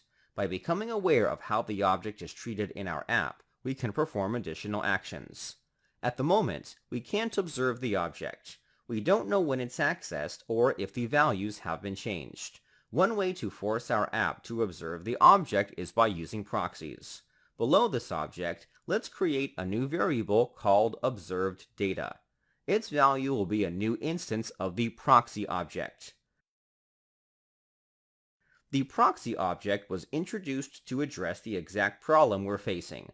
It allows us to observe an object. A proxy can be created by creating a new instance out of this object. It has two arguments. The first argument is the object that should be observed. We'll pass in the data object. The second argument is another object. We'll pass in an empty object. We'll talk about this object in a moment. The new instance that's returned is a copy of the object we passed into the first argument. We can treat the observed data object as if it were the data object. For example, let's log the observed data.name property. In the console, the name property was logged. The observed data object is the same object we had previously. The main difference is that we can add additional functions to it that will be called based on how the object is being interacted with. We can define functions in the object we passed into the second argument. The first function we'll look at is called set. The set function will be called whenever any of the object's properties are about to be updated. This function is called before the update occurs. There are three arguments we can accept in the function called target, key, and value. The target argument references the object we're accessing. You can think of it as the equivalent to the this keyword. The key argument is the name of the property that's being accessed. The value argument represents the value that the property will be set to. By defining this function, the property will never be updated. The reason it won't get updated is because the set function will be responsible for updating the property. If it didn't exist, the default behavior would occur.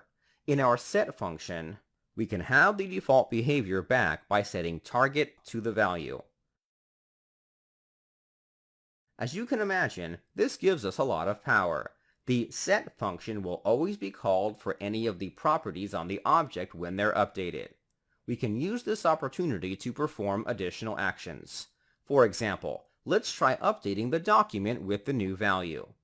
In the HTML section, we'll add a div tag with the ID of name. Next, back in the set function, we'll select the div element with the document.querySelector function.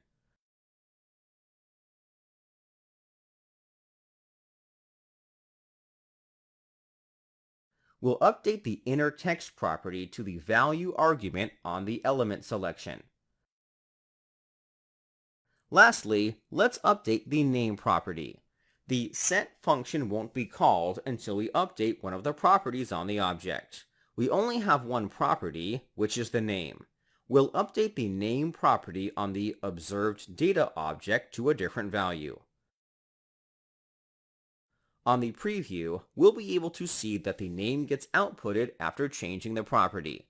The great thing about this proxy is that the document will always reflect the latest value no matter how many times we update the name. It'll always output the most recent change.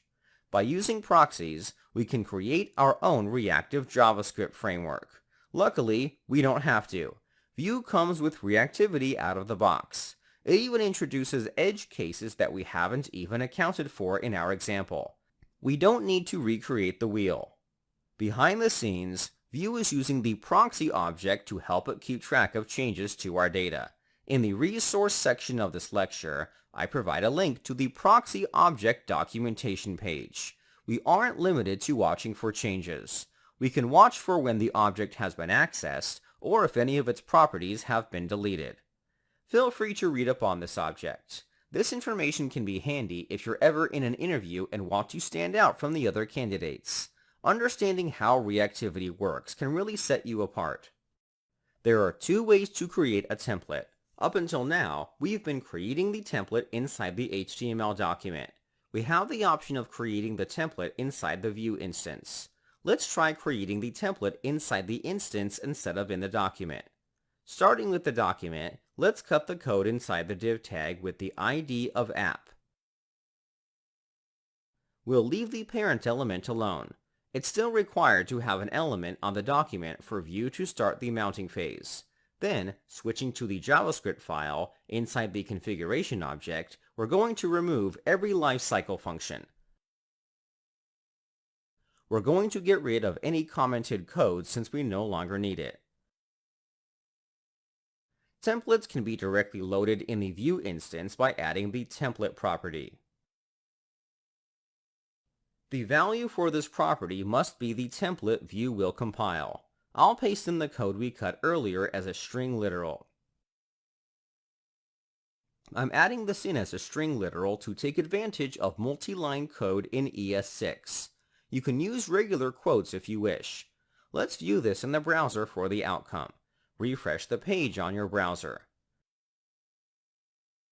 The template is compiled and rendered onto the page. The expression interpolates into the value we had in the data. So what's the difference? Well, there's not much of a difference. They both accomplish the same thing.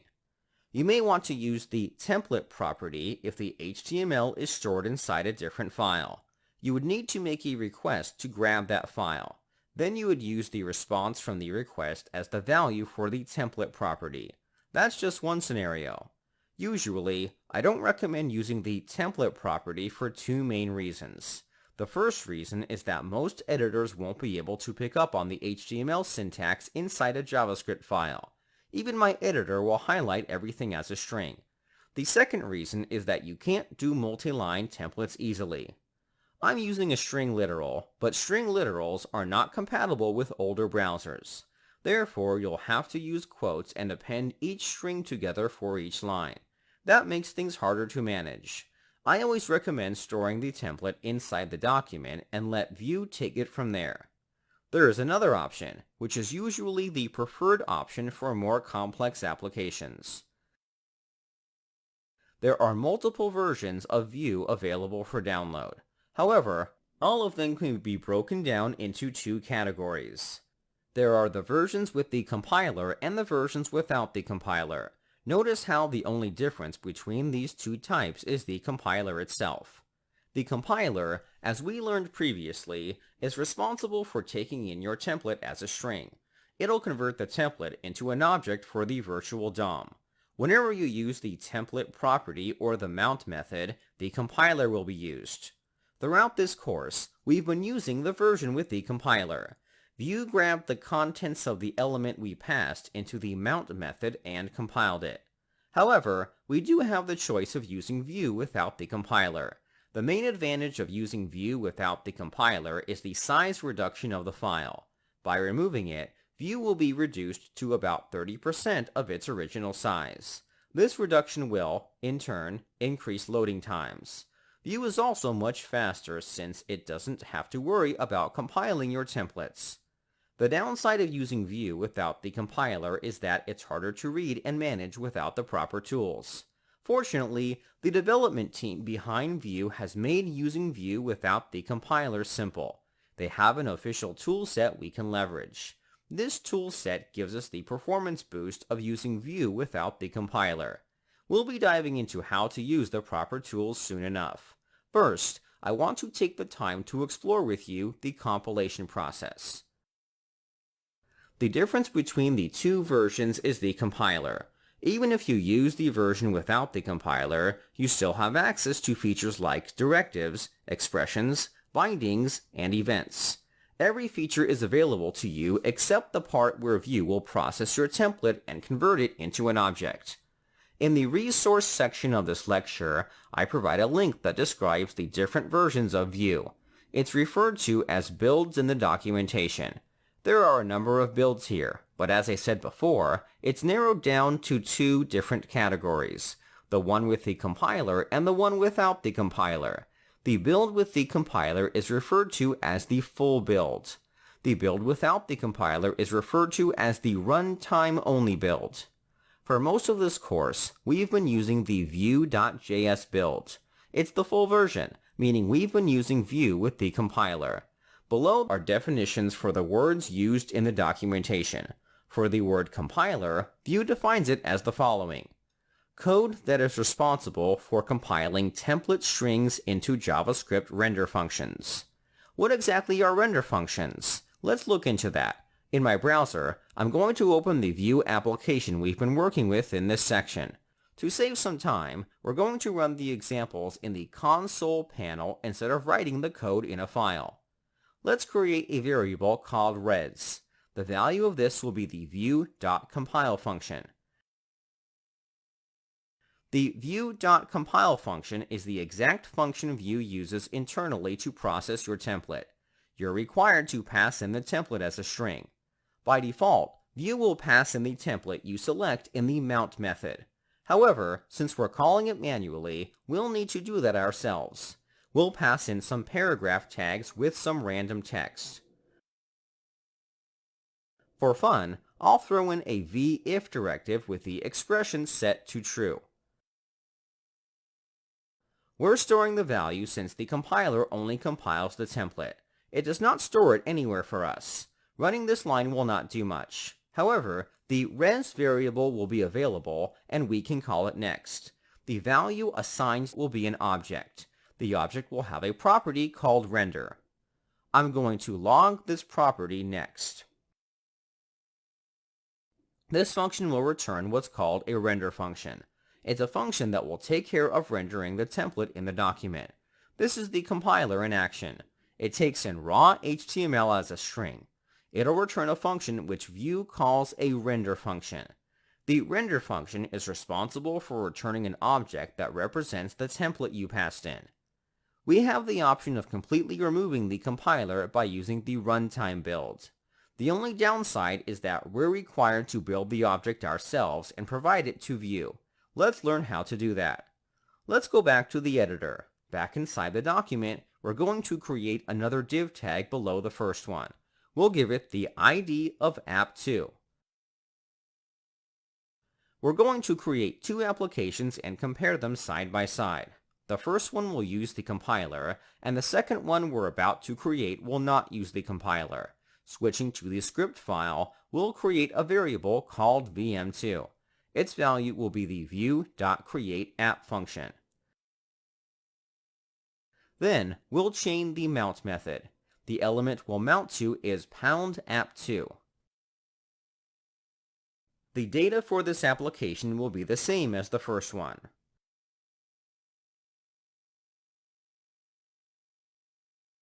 We'll have two applications with identical data. This example will help us see the difference. Now the question is, how do we create the object without the compiler and pass it on to Vue? We can do that by creating our own render function. The Vue instance allows us to create a render function by using the render property. Set this to a function. This property is optional, but if you provide it, then Vue will allow you to create the object yourself. Inside this function, we're required to return an object. We could create that object ourselves, or we can use the view.h function. The view.h function will help you create the object in the correct format. It'll also take care of filling in the blanks for us. Therefore, we'll return the view.h function. H is short for hyperscript. When we think of HTML, we know that it means hypertext markup language. That's what it is. It's a document made up of text. Hyperscript is similar, except you're using JavaScript to create HTML. The development team behind Vue uses H instead of spelling the full name to reduce file size. This function has some parameters, but we're going to use the first two. The first parameter is the name of the element. Let's pass in an h1 element. The second parameter is the content inside the element. You can set this to a string, but I want to output the message inside the data property, just like the first application. During the render process, we have access to the proxy methods, and properties Vue sets up for us. Since that's the case, I can pass in this .message. It's not necessary to use an expression. Alright, let's give things a test. Refresh the page to view the results. We have two identical applications. The difference between them is that the first application is using the compiler. The second app is manually creating the object. We are skipping the step of compiling a template from a string. Let's see what happens if we remove the compiler from the build. In the resource section of this lecture, I provide a link to CDN.js. CDN.js is another CDN platform. We are on a page for different links to different builds of Vue. Search for the link that says vue.runtime.global.js. This build is the version of Vue without the compiler. Its file size will be considerably smaller. We are going to copy this link. In the document, we will replace the current CDN link for Vue with the link we copied.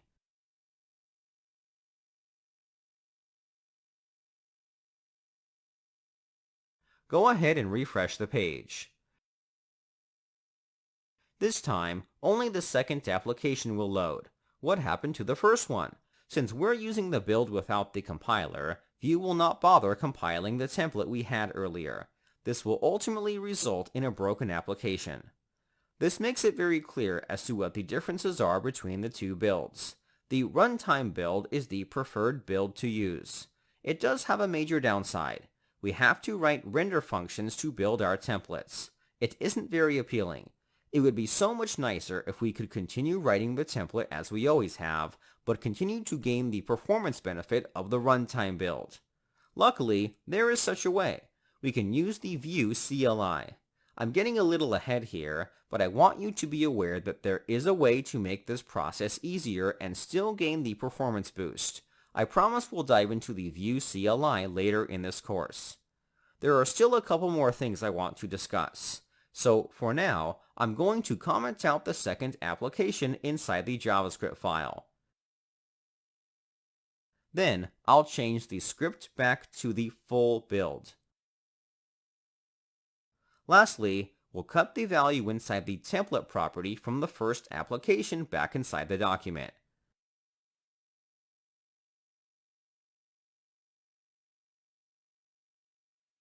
I find this the simplest way of doing things. If you want to use the template property or the render function, then by all means, go for it. Lastly, we'll remove the second div tag. That'll do it. In the next couple of lectures, we'll begin diving into components.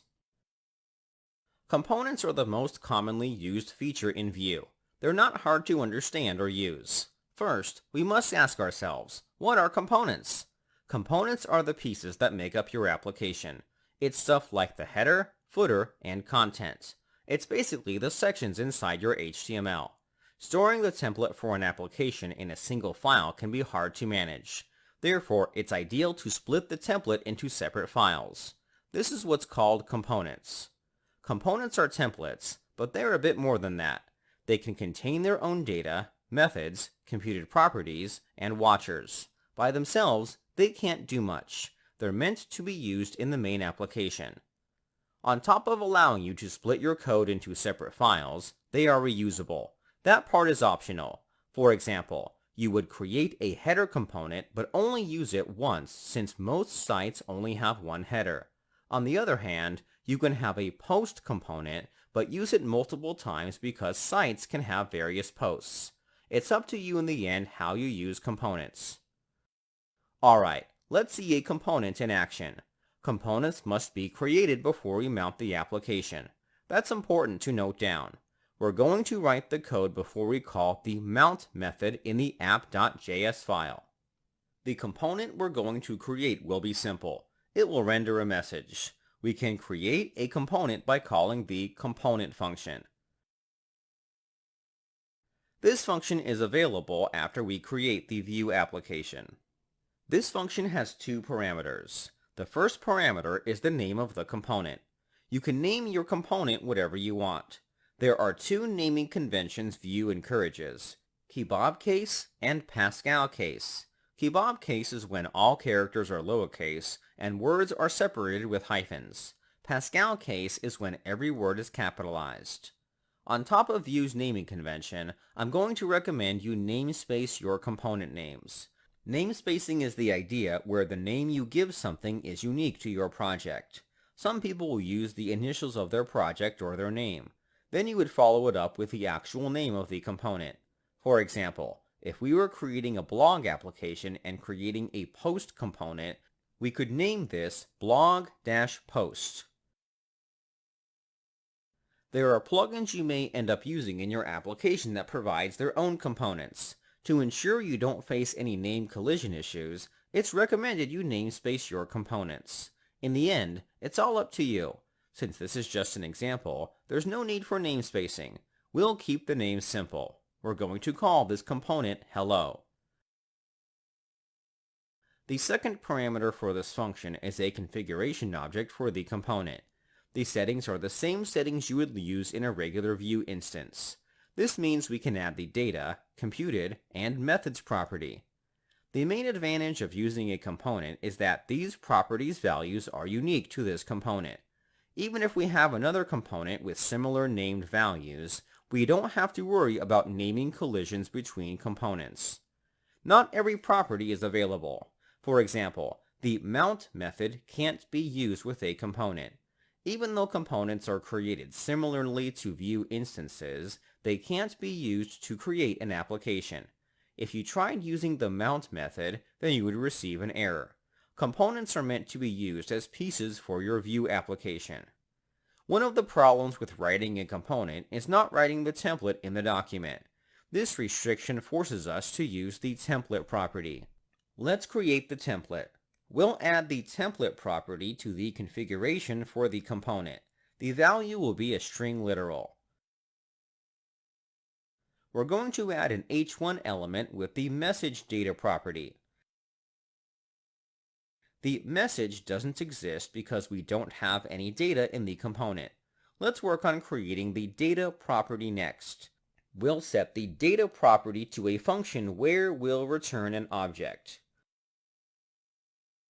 Inside this object, we'll create the message property with a value of hello world. That's it. We've created our first component. By using the component function, we've registered a custom component. Custom components can be used in the Vue instance or in other components. Let's use it inside the Vue instance. From the Vue instance, we're going to remove the data function. The message will come from the component. We don't need to store it in the instance. I want to be clear that even if we kept the property around, the application would still work. The instance data and our components data are isolated from one another. Vue will not throw an error for having data properties with similar names. Moving along, to use a component, you create a set of tags. The name of the tag will be the name you gave the component. It's the same value you passed into the first parameter of the component function. In our case, this would be hello. We're going to create 3 copies of this component. View will replace this tag with the template you passed into the component. We have the option of using self-closing tags. Let's refresh the page to view the final result. The hello tags were replaced with the component's template. The expression we had in the component's template was interpolated. Currently, each component has the same value for the message property, but the data is unique to each component. We can prove this further. Opening the View Developer Tools, we will find the root component along with 3 hello components. The hello component may be called an anonymous component because we haven't registered a name for our component. We will learn how to assign a name in a future lecture. It's not something we have to worry about at the moment. The root component will not have any data because we removed it. Each hello component has the message inside its data property. We'll select the second hello component.